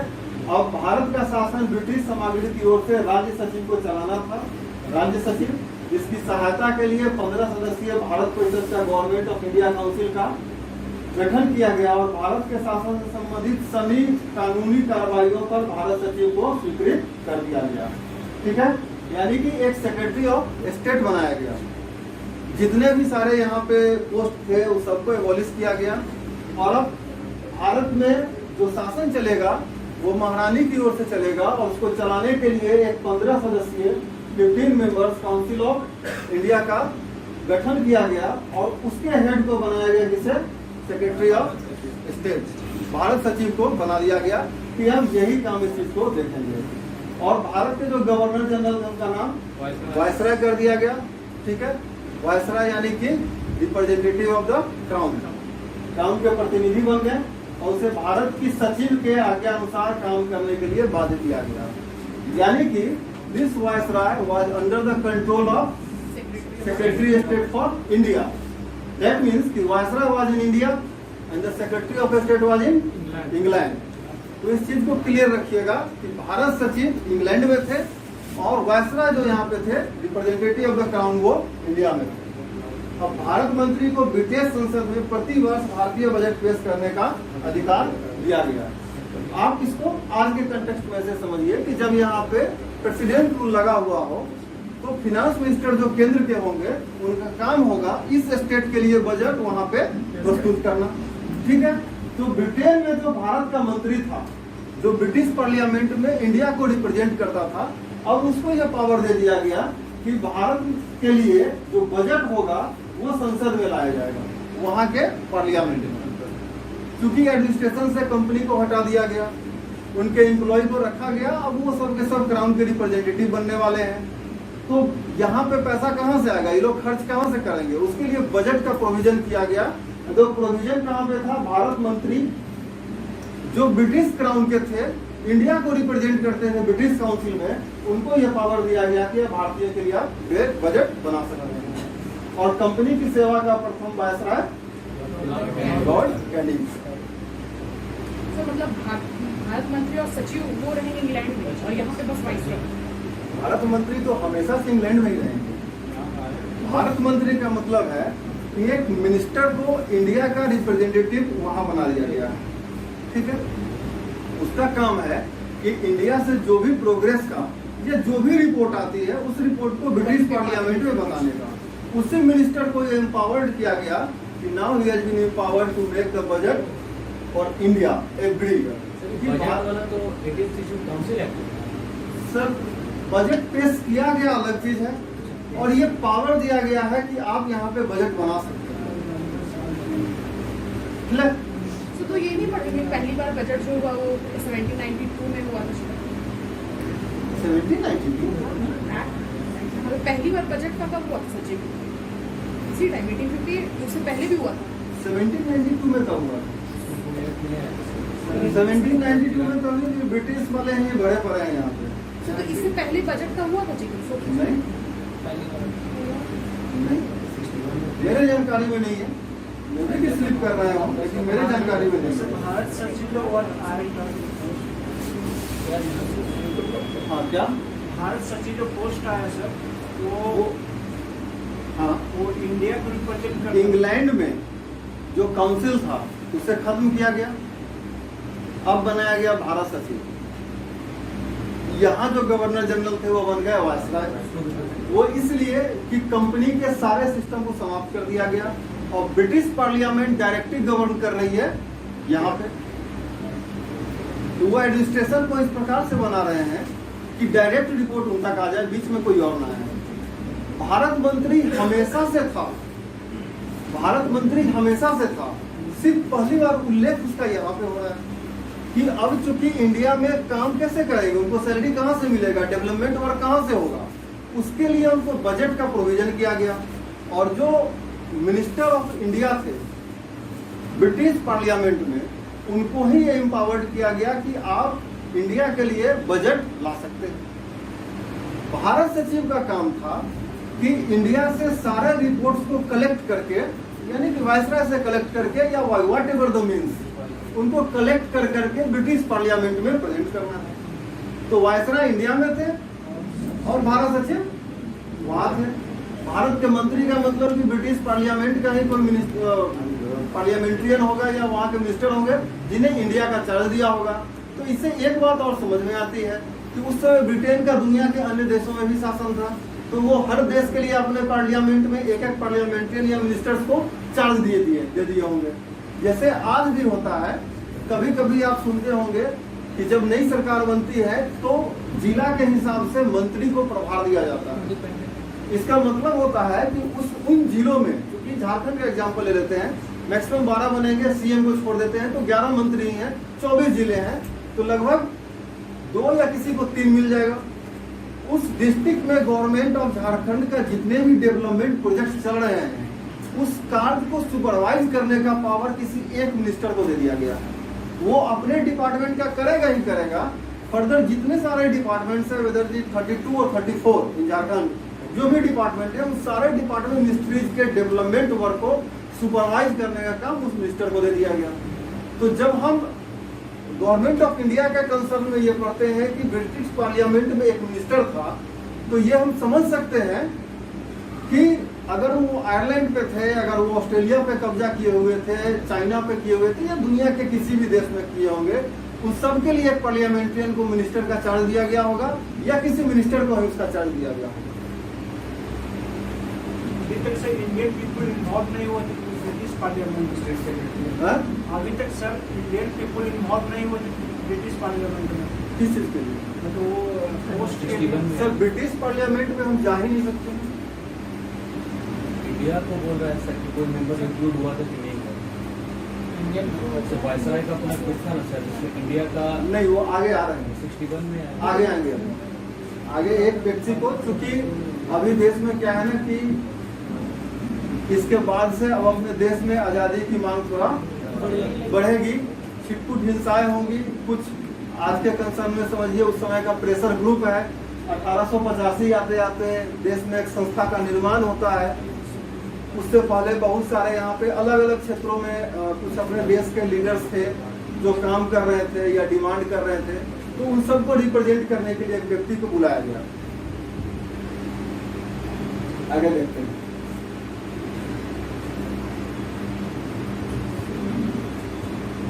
On November 1, 1858, Queen Victoria of Britain made an important policy announcing regarding India, the important policy found. Indian subjects to be treated as part with the British subject living in other parts of the Bharat का जो मामला है वो Britishers का मामला होगा, चाहे आप कहीं भी टिक करेंगे। ठीक है, पहला। दूसरा, Indian people shall not be discriminated against in free and fair recruitment in the civil service on the basis of their education, qualification and credibility.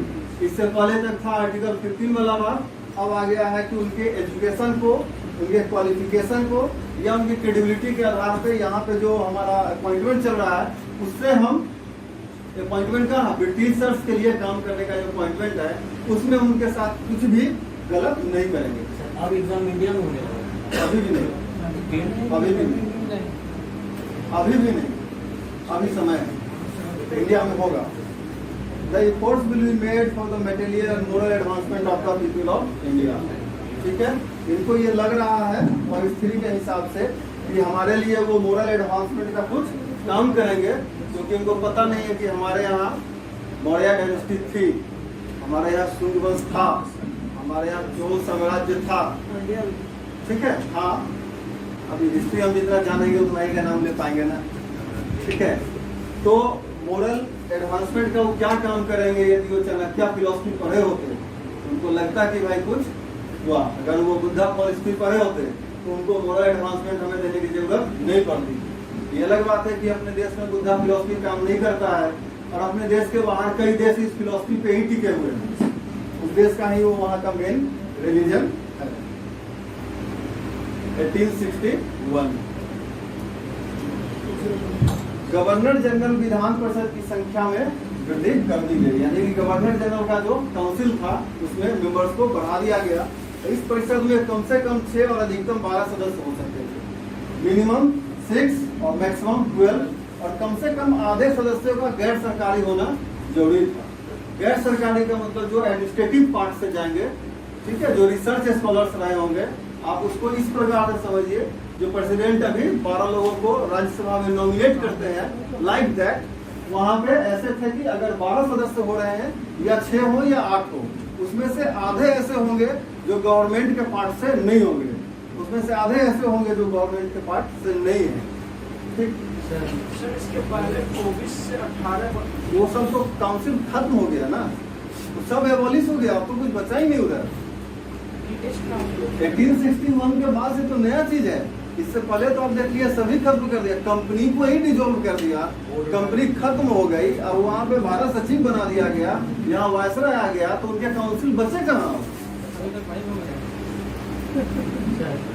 ये मीटिंग हो रहा था इंडिया प्रोविंस विधानसभा के 12 तो ये मीटिंग होता था इंडिया प्रोविंस दिल्ली में, हाँ, दिल्ली में, बंगाल में, ये 2 जगह था जहाँ मीटिंग होता था।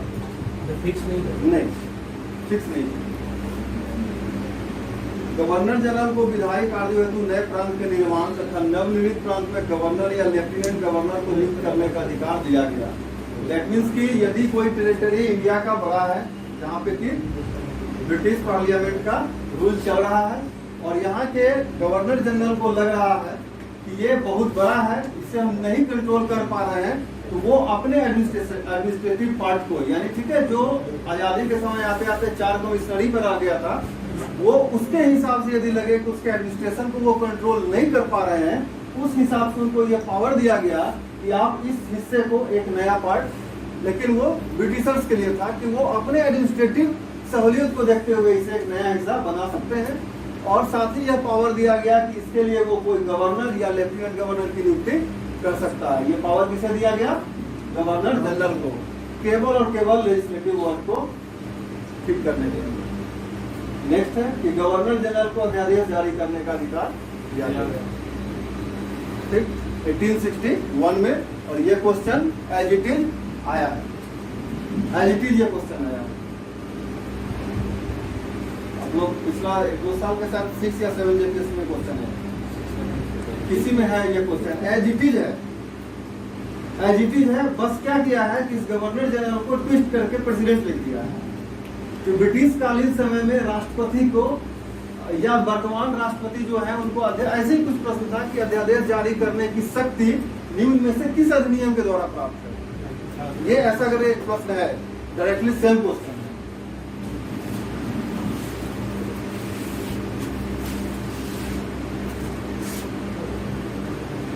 ये कुछ बड़ा नहीं, इसमें 2 ही पार्ट है कि 28 अप्रैल 1876 को महारानी विक्टोरिया को भारत का सामग्री घोषित कर दिया गया। अब वो होल ऑफ द इंडिया की भी क्वीन कही जाएगी और अब हम उनके प्रजा हैं, ठीक है, लेकिन प्रजा हम उनके 2म दर्जे के हैं, ठीक है। हमें ब्रिटिशर्स की तरह सारी फैसिलिटी नहीं मिलेगी हमें, लेकिन गवर्नमेंट इंडियन टेरिटरी में रहते हुए ब्रिटिश की रानी का हम प्रजा कहे जाएंगे, लेकिन 2म दर्जे के। अभी हम ब्रिटिशर्स की तरह कुछ नहीं कर सकते हैं। और औपचारिक तौर पे भारत सरकार और ब्रिटिश सरकार के अंतरण मान लिया गया है। फॉर्मली ऐसा मान लिया गया कि गवर्नमेंट ऑफ इंडिया जो है वो गवर्नमेंट ऑफ ब्रिटिश में मर्ज कर दिया गया, ये फॉर्मली माना गया। तो जो टाइटल एक्ट था ये 1876 का, उसमें ये 2 मेजर कंपोनेंट्स, सिग्नेटरी तो नहीं था सर, माना गया तो सिग्नेटरी तो 78 में हुआ। हाँ, अब आ जाते हैं भारत परिषद अधिनियम 1892।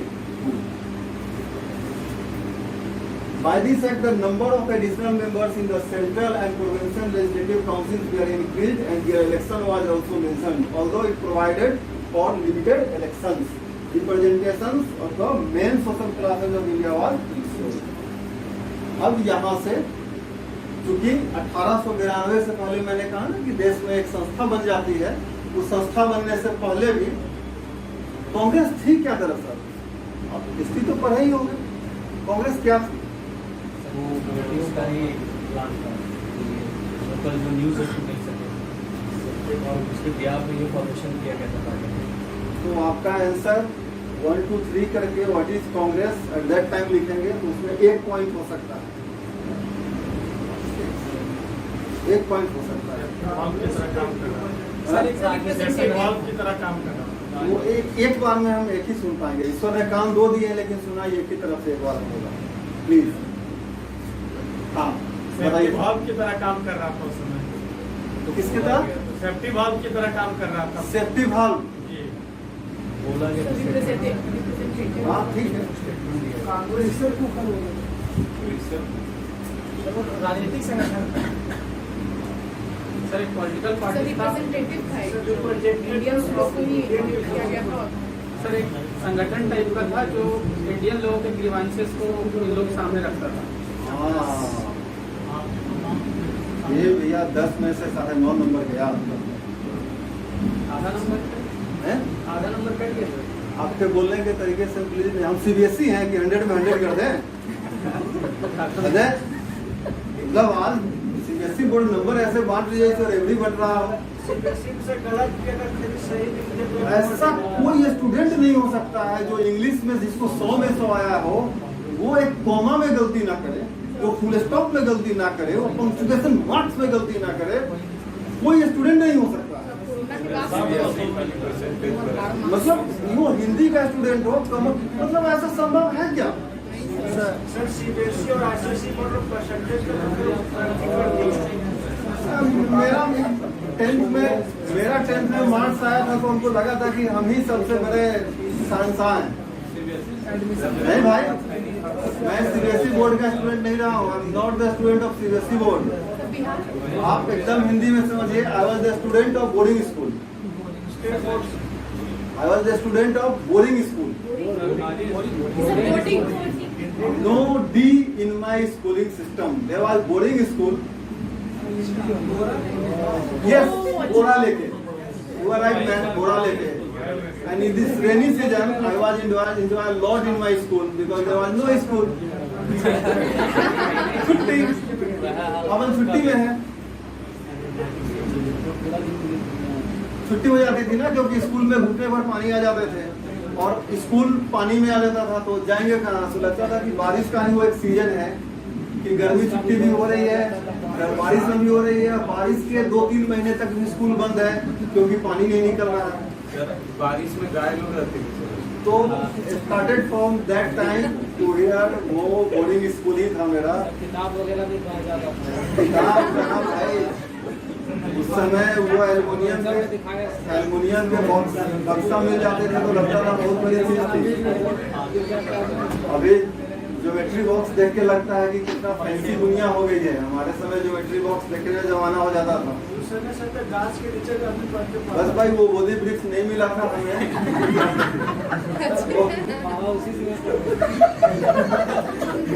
ये पढ़ा वो स्कूल खपरेल जरूर थे,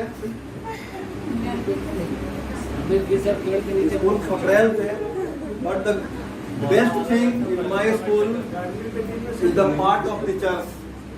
the best thing in my school is the part of teachers. भाई मैंने 10th तक जिस स्कूल में पढ़ाई की वहाँ पे मैंने ऐसे टीचर्स को देखा है कि आप स्कूल नहीं गए हैं तो आपके घर पहुँचे हैं। क्योंकि वो साइकिल से निकलते थे जिस एरिया से आपको तुमको पता होता था कि ये बच्चा नहीं आया है, क्योंकि गांव में स्कूल होता था तो वो उसके फादर को भी जानते थे। वो साइकिल से निकलते समय पहुंच गया था, नहीं गया था स्कूल, घर से स्कूल बोल के निकले हो, स्कूल के टीचर कह रहे स्कूल में नहीं था, वो बोल के चले गए, पूछ के चले गए। अब आपके शरीर की हड्डी फिर पूछ रही है कि पापा क्यों छोड़ दिए तुम्हें?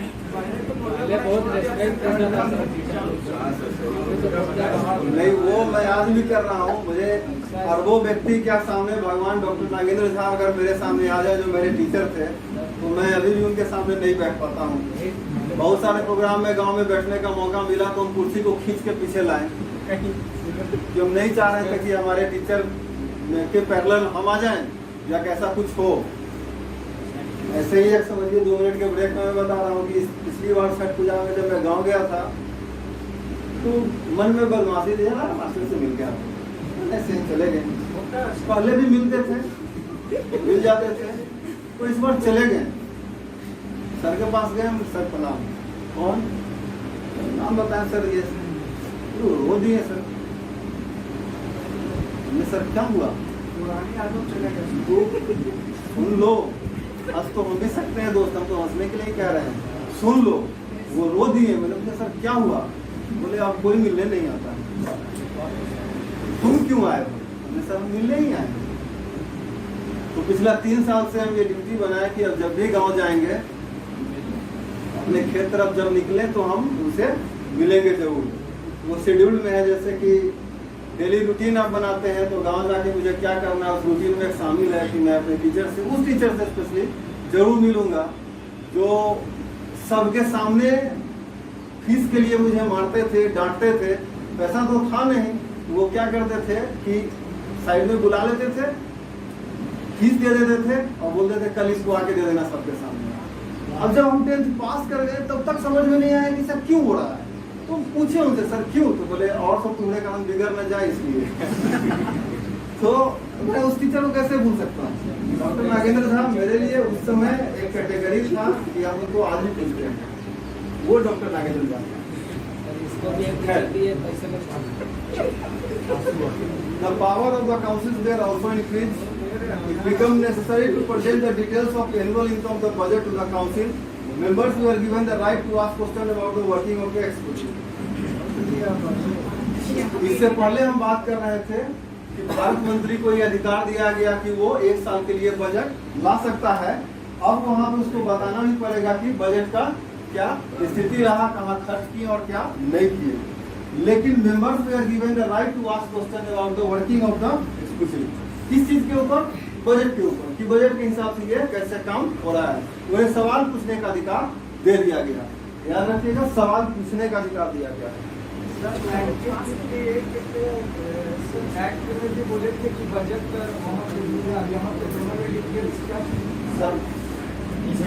प्रश्न करने का उसमें आप हिंदी में देखे थे ना? ऊपर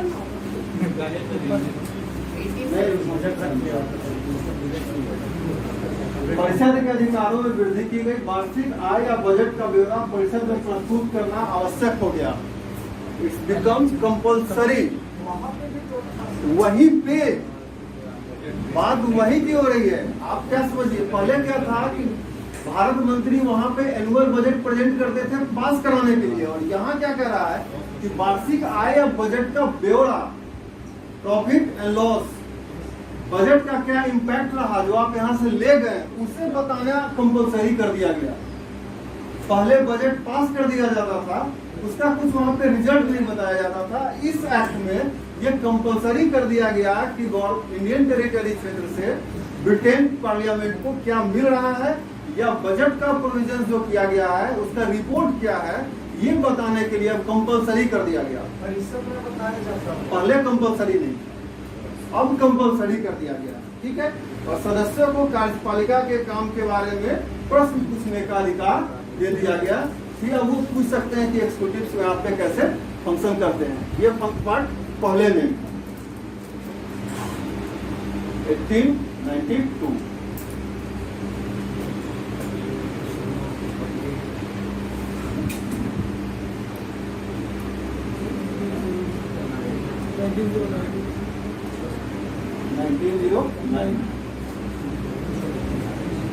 लॉर्ड मार्ले और भारत के वायसराय उस समय कौन थे? Lord Minto. ये अभी भी मिंटो रोड दिल्ली में है। यहाँ पे पहले वो सिक्का बनता था या नोट छापने की मशीन हुआ करती थी, अभी का पता नहीं। नासिक नहीं, बहुत जगह है, अलग अलग जगहों पर। तो मिंटो रोड में पहले दिल्ली में हुआ करता था, अभी का पता नहीं। ठीक है। तो ये जो एक्ट बना था, सेक्रेटरी ऑफ स्टेट लॉर्ड मार्ले और वायसराय लॉर्ड मिंटो के कहने पे ये कमेटी बनी थी सर। अरुंडेल कमेटी की रिपोर्ट के आधार पे 1909 में ये नया अधिनियम बना गया, जिसे हम लोग आज भी मार्ले मिंटो रिपोर्ट के नाम से जानते हैं। तो इसके मेन फीचर्स क्या थे कि केंद्रीय और प्रांतीय विधान परिषद में निर्वाचन परिषद में निर्वाचित सदस्यों की संख्या में वृद्धि की गई, और प्रांतीय विधान परिषदों में गैर सरकारी बहुमत स्थापित कर दिया गया। प्रांतीय यानी कि प्रोविंशियल बात हो रहा है, सेंट्रल का अभी भी यूनियन का कोई बात नहीं है। यहाँ के जो मेंबर्स हैं उसमें बढ़ा दिया गया, और जो प्रोविंशियल है इसमें गैर सरकारी बहुमत स्थापित किया गया। दैट मीन्स की बात कि गैर सरकारी पार्ट पे क्वेश्चन पूछने का अधिकार यहाँ पे दे दिया गया कि अब गैर सरकारी सवाल आप यहाँ पे ला सकते हैं। सभी निर्वाचित सदस्य अप्रत्यक्ष रूप से चुने जाते थे डायरेक्टली। स्थानीय निकायों से निर्वाचन परिषद का गठन होता था। प्रांतीय विधान परिषदों के सदस्यों का चुनाव करती थी। प्रांतीय विधान परिषद के सदस्य केंद्रीय व्यवस्थापिका के सदस्यों का चुनाव करते थे। यानी कि हायरार्की मोड में है ये चुनाव, ठीक है। बहुत सारे लोग मिलकर कुछ लोग को चुनते हैं और कुछ लोग मिलकर के कुछ लोग एक दो आदमी को चुन लेते हैं। ये यहाँ पर का जो प्रांतीय विधान परिषद था उसके सदस्यों का चुनाव का तरीका। आगे चले।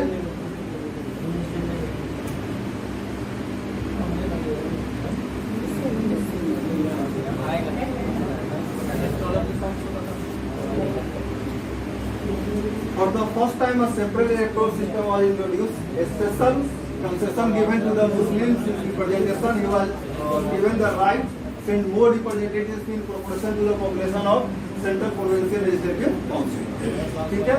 आगे इसी चीज को बढ़ाते हुए डिफरेंस कर दिया जाएगा। जब हमारे यहाँ चुनाव होता है 1946 में फर्स्ट वार्ड कॉन्स्टिट्यूएंसी असेंबली का, तो इसी को बढ़ाया गया।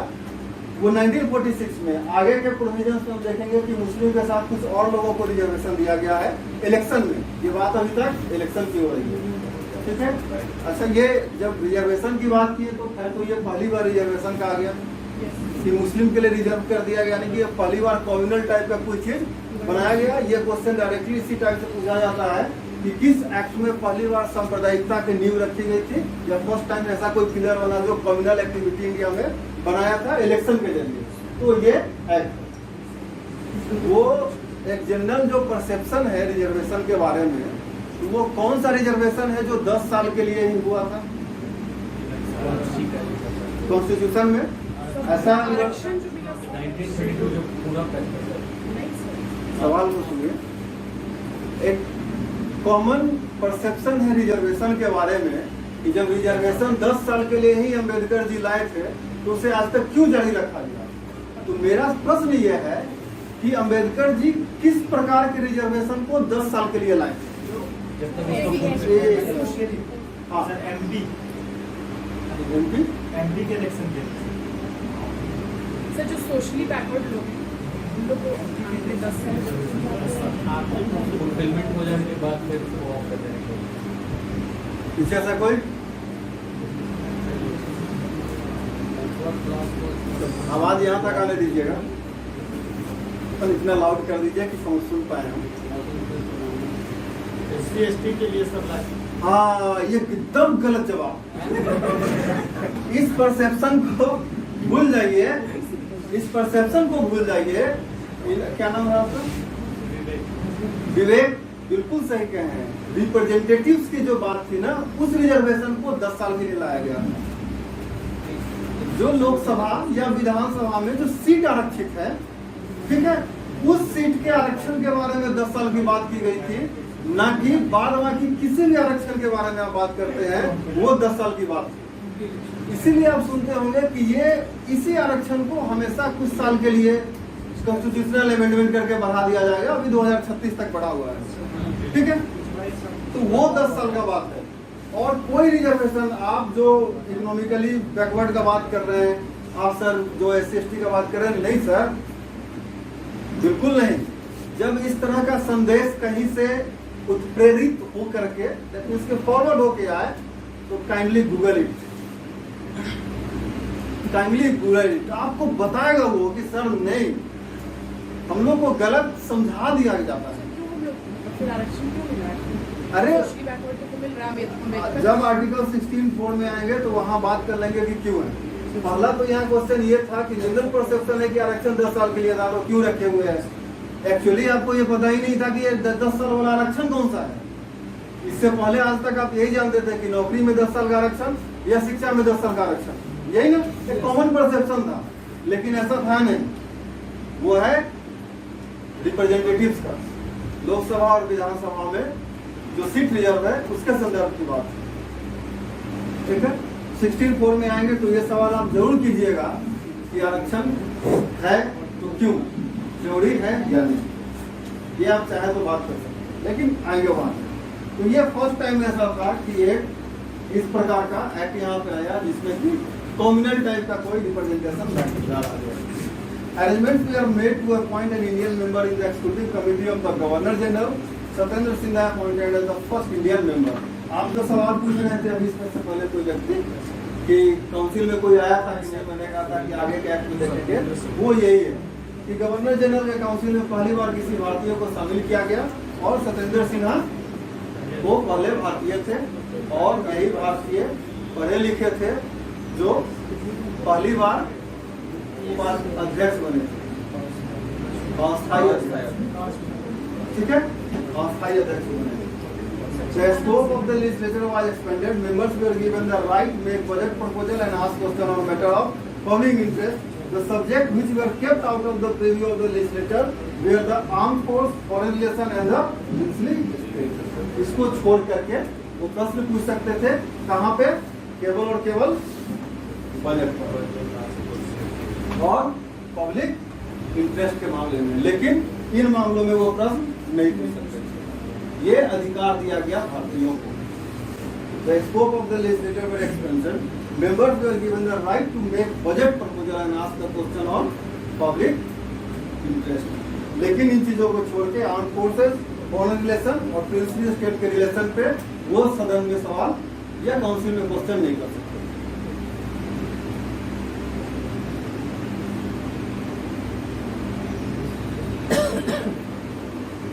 इस एक्ट द्वारा तत्कालीन भारतीय संवैधानिक प्रणाली में महत्वपूर्ण परिवर्तन किए गए।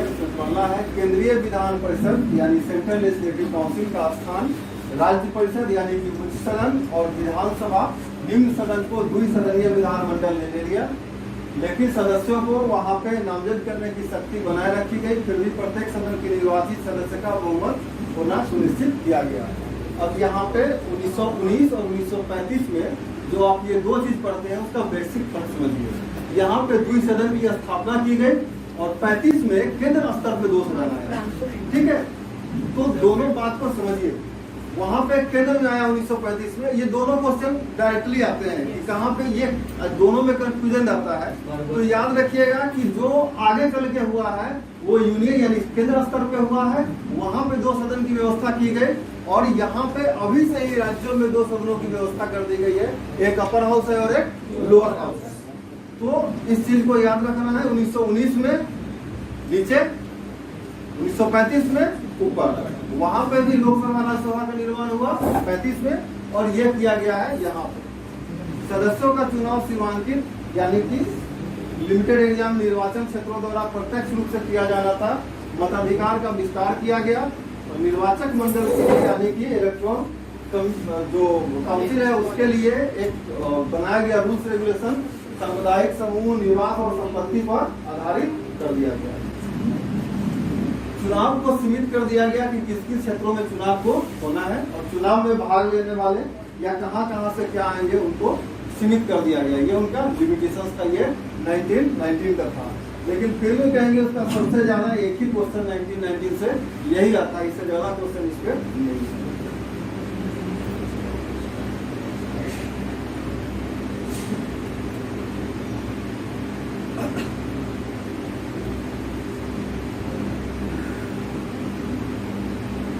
In the 8 principal provinces which were called governor provinces, a new system of dual government was introduced. The subject of the provincial list were divided into 2 parts: reserve subject and transfer subject. The subject of the reserve list were under the jurisdiction of governor and he looked after these departments with the help of the executive. The transfer subject were in the hand of Indian ministers. इसे याद रखें। Who were appointed from among the Indian members? विषय का स्थानांतरण कर दिया गया। विषय का स्थानांतरण कर दिया। एक तो द्वैध शासन की बात हो रही है, दोहरी सरकार है और विषय को स्थानांतरित किया गया या कहिए 2 भागों में बांट दिया गया। एक रिजर्व सब्जेक्ट बनाया गया जिसपे रिजर्व है कि कौन व्यक्ति कानून बना के सही, और दूसरा कर दिया गया कि एक ट्रांसफर हस्तांतरित विषय यानी कि transfer subject. The subject reserve for the list reserve were under the jurisdiction of governor, ठीक है। ये जो रिजर्व सब्जेक्ट है उसमें कानून केवल गवर्नर बनाएंगे। Who were appointed from among the Indian members?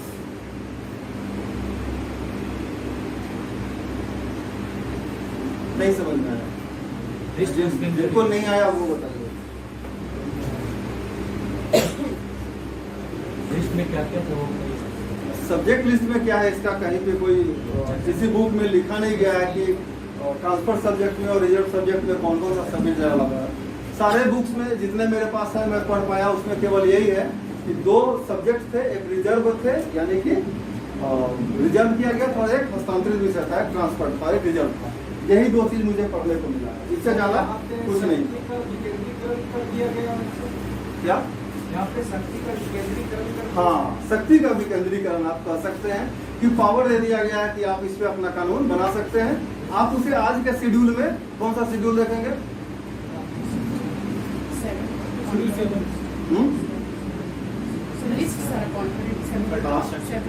7 subject है, शेड्यूल 7 है जिसमें लिस्ट दे दिया गया है।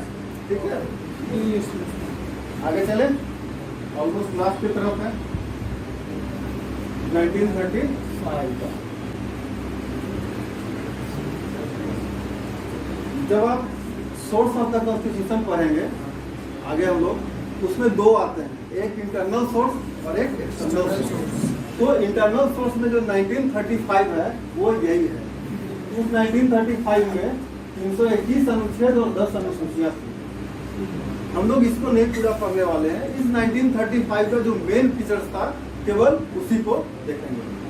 ठीक है, लेकिन जब सोर्स ऑफ द कॉन्स्टिट्यूशन पढ़ेंगे इसे भूल नहीं सकते हैं, क्योंकि अपने देश का मैक्सिमम चीज, मैक्सिमम कहेंगे 75%, ऑलमोस्ट 75% 1935 से हम लोग ऑब्जर्व करते हैं।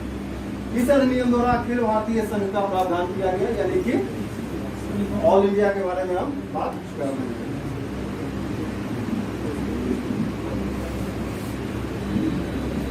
Provisions were made for all India Union by this Act, in which it was mandatory to include the British province, but inclusion of the princely state was dependent on the wishes of their राजा। ठीक है, एक भारतीय संघ का कल्पना किया गया, इसमें British प्रांत भी जुटेंगे और क्षेत्रीय राजा भी आ सकते हैं।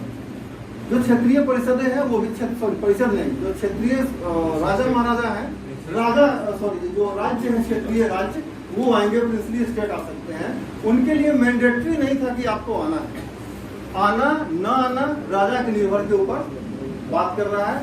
ये कंडीशन सेम हमारे इंडिया इंडिपेंडेंस एक्ट में डाला गया कि India and Pakistan will be separate state. जो प्रिंसली स्टेट है अगर वो चाहे तो इंडिया में आए या पाकिस्तान में जाए या वो फ्री रहे। सेम चीज यहाँ पे है कि ऑल इंडिया यूनियन के बारे में बात किया जा रहा है, जिसमें कि ब्रिटिश प्रोविंस भी आएंगे और प्रिंसली स्टेट्स भी आएंगे, लेकिन वो डिपेंड करता है कि वहाँ के राजा आना चाह रहे हैं या नहीं। Powers way divided between the union and centre. 3 list way prepared on different subject. इसी के बारे में हम लोग बात कर रहे थे, शेड्यूल 7। ठीक है, फेडरल लिस्ट, प्रोविंशियल लिस्ट और कंकरेंट लिस्ट। ये ऊपर वाले बना लेंगे, ये जो नीचे के राजा महाराजा यानी जो राज्य है वो करेंगे, और इस पे दोनों मिल करके काम करेंगे।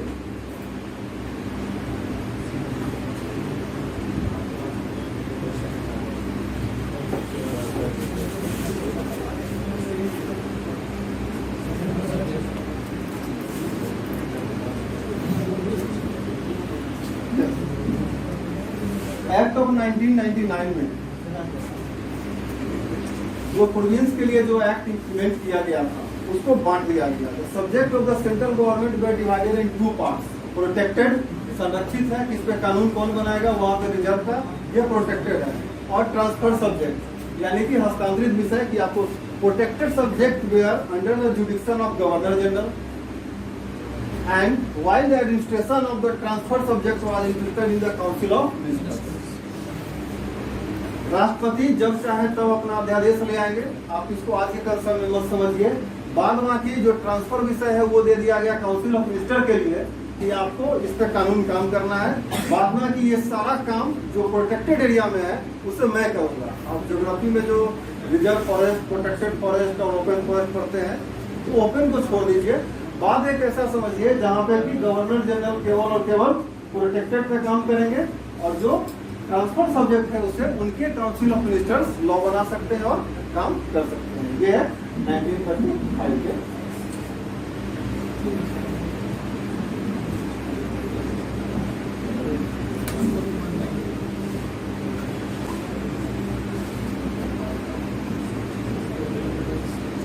में द्विसदनात्मक विधायिका की स्थापना की गई, यानी राज्य परिषद उच्च सदन और केंद्रीय विधान सभा यानी कि निम्न सदन। इसी के बारे में लोग बात कर रहे थे कि वहाँ पे राज्यों के लिए द्विसदन था और यहाँ पे केंद्र में द्विसदन विधायिका बना दिया गया, एक अपर हाउस और एक लोअर हाउस। आज के कंसर्न में राज्यसभा और ये लोकसभा, समझिए आज के कंसर्न में राज्यसभा लोकसभा। प्रांतों में द्वैध शासन को समाप्त कर प्रांतीय स्वायत्तता के सिद्धांत को स्वीकार किया गया,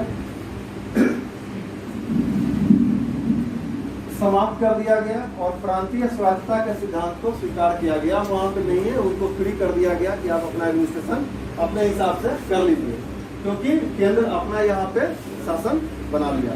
अब केंद्र का यहाँ पे कोई शासन नहीं आ गया। प्रांतीय विधायिका को प्रांतीय सूची और संवर्ती सूची पर कानून बनाने का अधिकार दिया गया। आज के शेड्यूल 7 के बारे में बात करते हैं।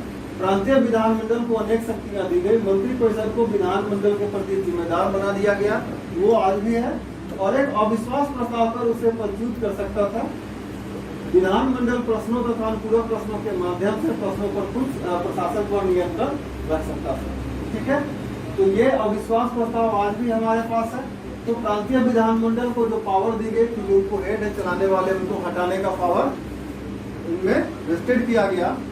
और विधानमंडल को अनुपूरक सप्लीमेंट्री क्वेश्चन और क्वेश्चन पूछने का राइट दे दिया गया।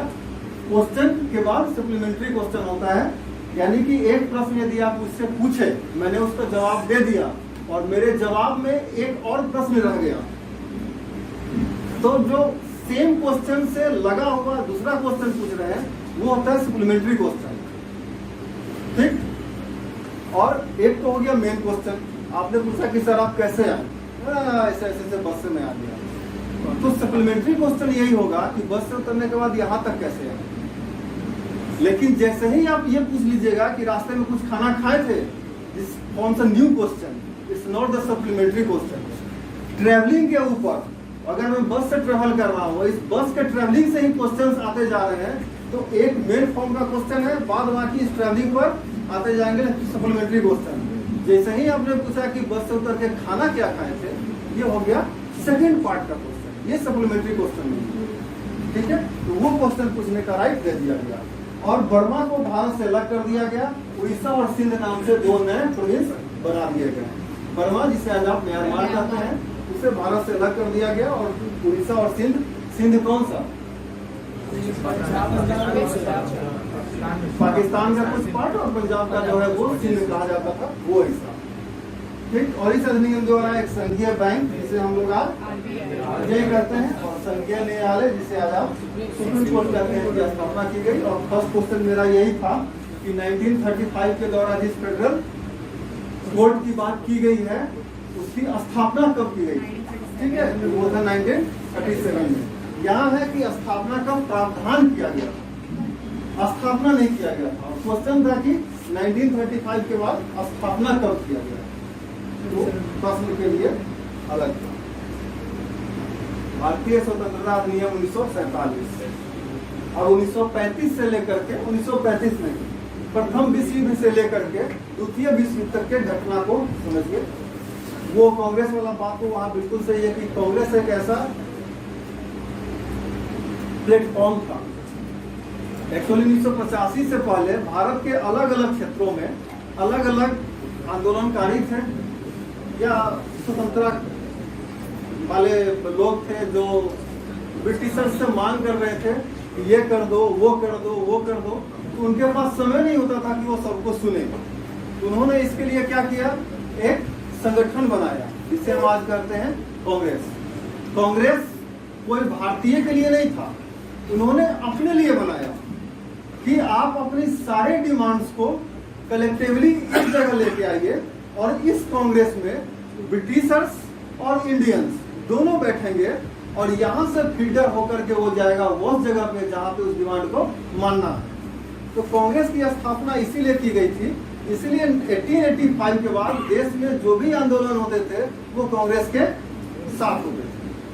तो फर्स्ट वर्ल्ड वॉर से लेकर के सेकेंड वर्ल्ड वॉर तक के कंडीशन को समझिए कि ब्रिटिश एम्पायर टूट रही थी सेकेंड वर्ल्ड वॉर में। फर्स्ट तो छोड़ दीजिए, उसकी चर्चा हम लोग नहीं कर पाए बीच में।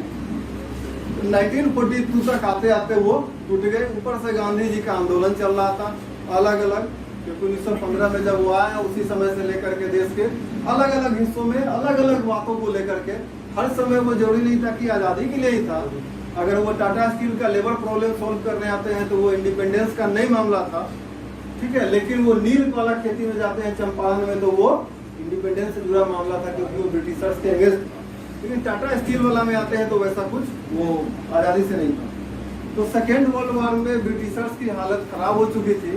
इंडियन चाह नहीं रहे थे करना, यहाँ के सैनिक जा नहीं रहे थे, तो उन्होंने अलग अलग लोगों से क्रिस्प प्रस्ताव आया, इसके बाद माउंटबेटन के प्रस्ताव आए, अलग अलग बेबेल योजना बीच में थी, तो बहुत सारे ऐसे बीच में प्रस्ताव आ गए, उन्होंने उनको ठुकराते चले गए। लास्ट में हम 1947 पे इसलिए आए, अब याद कीजिए कैबिनेट मिशन 1935 का आने से पहले उसका प्रभाव बहुत ज्यादा था उसमें, क्योंकि उनकी बात को माना नहीं गया। 30 में वही था, 30 में रिपोर्ट आई थी ना कैबिनेट मिशन की, हाँ साइमन कमीशन का, सॉरी साइमन कमीशन का रिपोर्ट आया था श्री राम चेयर के बाद, तो उस बात को माना नहीं गया। तो 1935 में वो सारे प्रोविजंस किए गए, लेकिन 1935 के प्रोविजंस को भी इंडियंस नहीं मान रहे थे। उन्हें चाहिए था कंप्लीट आजादी, कि आप यहाँ से चले जाइए। इस बात को भी स्वीकार कर लिया गया। सेकेंड वर्ल्ड वॉर के बीच में कुछ समय के लिए मान लिया गया कि ठीक है, हम आपका देश छोड़ के चले जाएंगे, अभी आप मेरा साथ दे दीजिए, हम आपको डोमिनियन स्टेट का स्टेटस दे देंगे।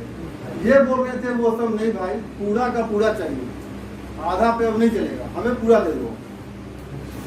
42 के बाद से सरकार ब्रिटेन का भी लिबरल हो गया, या यूं कहें कि 42 के बाद ब्रिटेन में जो सरकार बदल रही थी द्वितीय विश्व युद्ध के बाद, वो ऐसी सरकार आने वाली थी जो चाह रही थी कि हम इंडिया को फ्री कर दें। तो लेबर पार्टी का था चर्चिल, क्लीवेंट एटली, क्लीवेंट एटली वहाँ के प्राइम मिनिस्टर थे।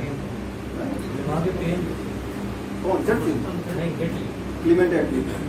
एक्चुअली क्लीवेंट एटली बोले भी थे, यदि मेरी सरकार बन जाती है तो हम भारत को फ्री कर देंगे, फ्रीडम उनको मिल जाएगी, आ जाएंगे। तो इसमें बहुत 47 से पहले और 42 के बीच में बहुत सारे प्रस्ताव थे, बहुत सारे एक्ट आए इनको मनाने का, लेकिन उन्होंने नहीं माना। कैबिनेट मिशन आया, कैबिनेट मिशन ने कहा, इन लोगों ने कहा कि चलो ठीक है, हम मान लेंगे। कैबिनेट मिशन के कुछ बातों को नहीं माना जा रहा था, जिसमें कैबिनेट मिशन जो इंडिया पाकिस्तान को अलग करने का बात था वो मानने को तैयार नहीं था। बोला कि ये नहीं होगा, सब एक साथ रहिए। ये ऐसा किताबों में लिख करके दिखाया गया है। आप लोग हिस्ट्री के स्टूडेंट बहुत होंगे, पढ़े होंगे हिस्ट्री। ग्रैंड रोड कौन बनाया था? शेरशाह सूरी। शेरशाह सूरी का टेन्योर क्या था? 40 से 45, 15 से 40 से 45। ठीक है, कहीं कहीं rare of the rarest case में ये 1540 की जगह 3840 की लिखा हुआ मिल जाता है, तो हम मान लेते हैं 1540 ही, ऐसा मान लिया गया है। ग्रैंड टैंक रोड कहाँ से कहाँ तक था?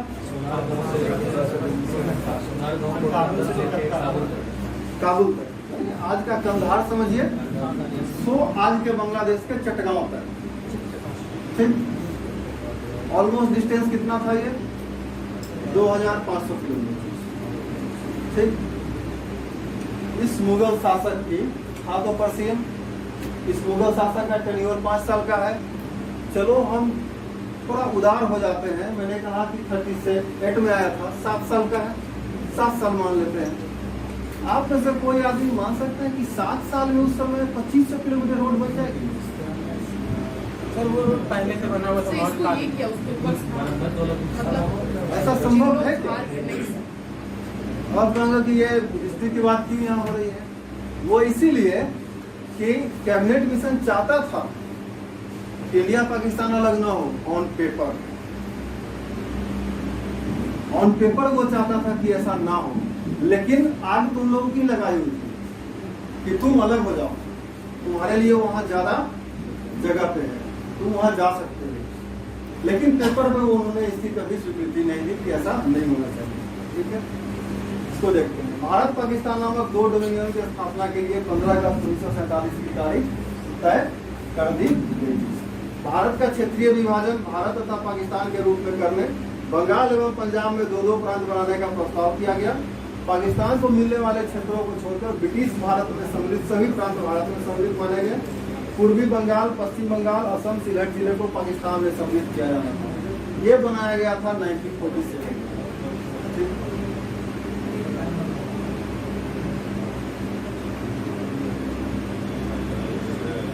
Indian princely states could join either of these, either in India or Pakistan. There shall be a separate Governor General for each dominion to be appointed by His Excellency. समाग्री द्वारा किए जाएंगे।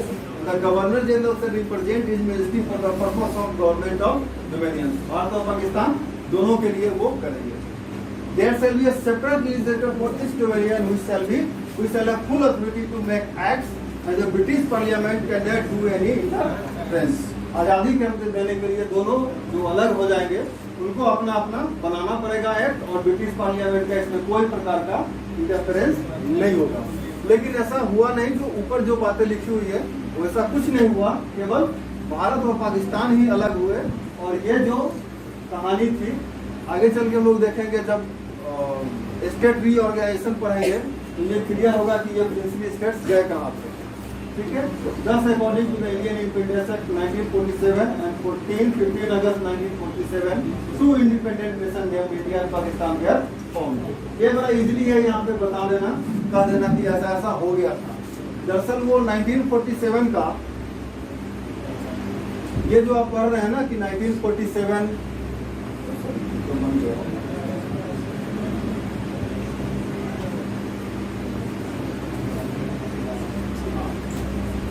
ये जो डेट डाला गया 1947 फिक्स कर दिया गया, it was not originally fixed. ये होना था हमें 1948 तक, 1948 तक ये हमें होना था। लेकिन प्रॉब्लम क्या हुआ कि इंडिया और पाकिस्तान अलग ना होने की संभावना पूर्ण थी कि नहीं होगा, तो मार्केट मच गया, तो अलग कर दिया गया, जाओ अलग हो जाओ। अलग तो आज़ादी का डेट तो तय किया गया था कि इस समय तक आपको अपना एक्ट या कॉन्स्टिट्यूशन बना लेना है, तो हम करेंगे। लेकिन हम तो यहाँ पे निकाल लिए हैं तलवार, और रेल के साथ साथ खून की नदी भी चल रही थी।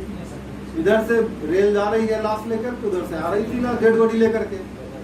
तो लेबर पार्टी के उस समय के जो प्राइम मिनिस्टर थे उनको लगा कि भाई ये बहुत प्रॉब्लम है, ये लोग इतना दिन तक टॉलरेट नहीं कर पाएगा। उन्होंने उससे पहले ही डेट अनाउंस कर दिया, तो लगी भाई इससे पहले तुम्हारा डेट अनाउंस है, लेकिन तुमको अपना काम कर लेना होगा। ठीक है, वो काम क्या था? अपना कॉन्स्टिट्यूशन बना लेना था। तो पाकिस्तान अलग, इंडिया अलग, 14 और 15 अगस्त को रिस्पेक्टिवली दोनों कंट्रीज अलग अलग हो गए। लेकिन इससे पहले उनको अपना कॉन्स्टिट्यूशन बना लेना था। और जो कॉन्स्टिट्यूशन बना तो नहीं था, लेकिन कॉन्स्टिट्यूशन बनाने की सारी प्रक्रियाएं शुरू कर दी गई। ठीक है, तो इसके आगे जो हम पढ़ेंगे वो है हमारा संविधान का निर्माण की कहानी।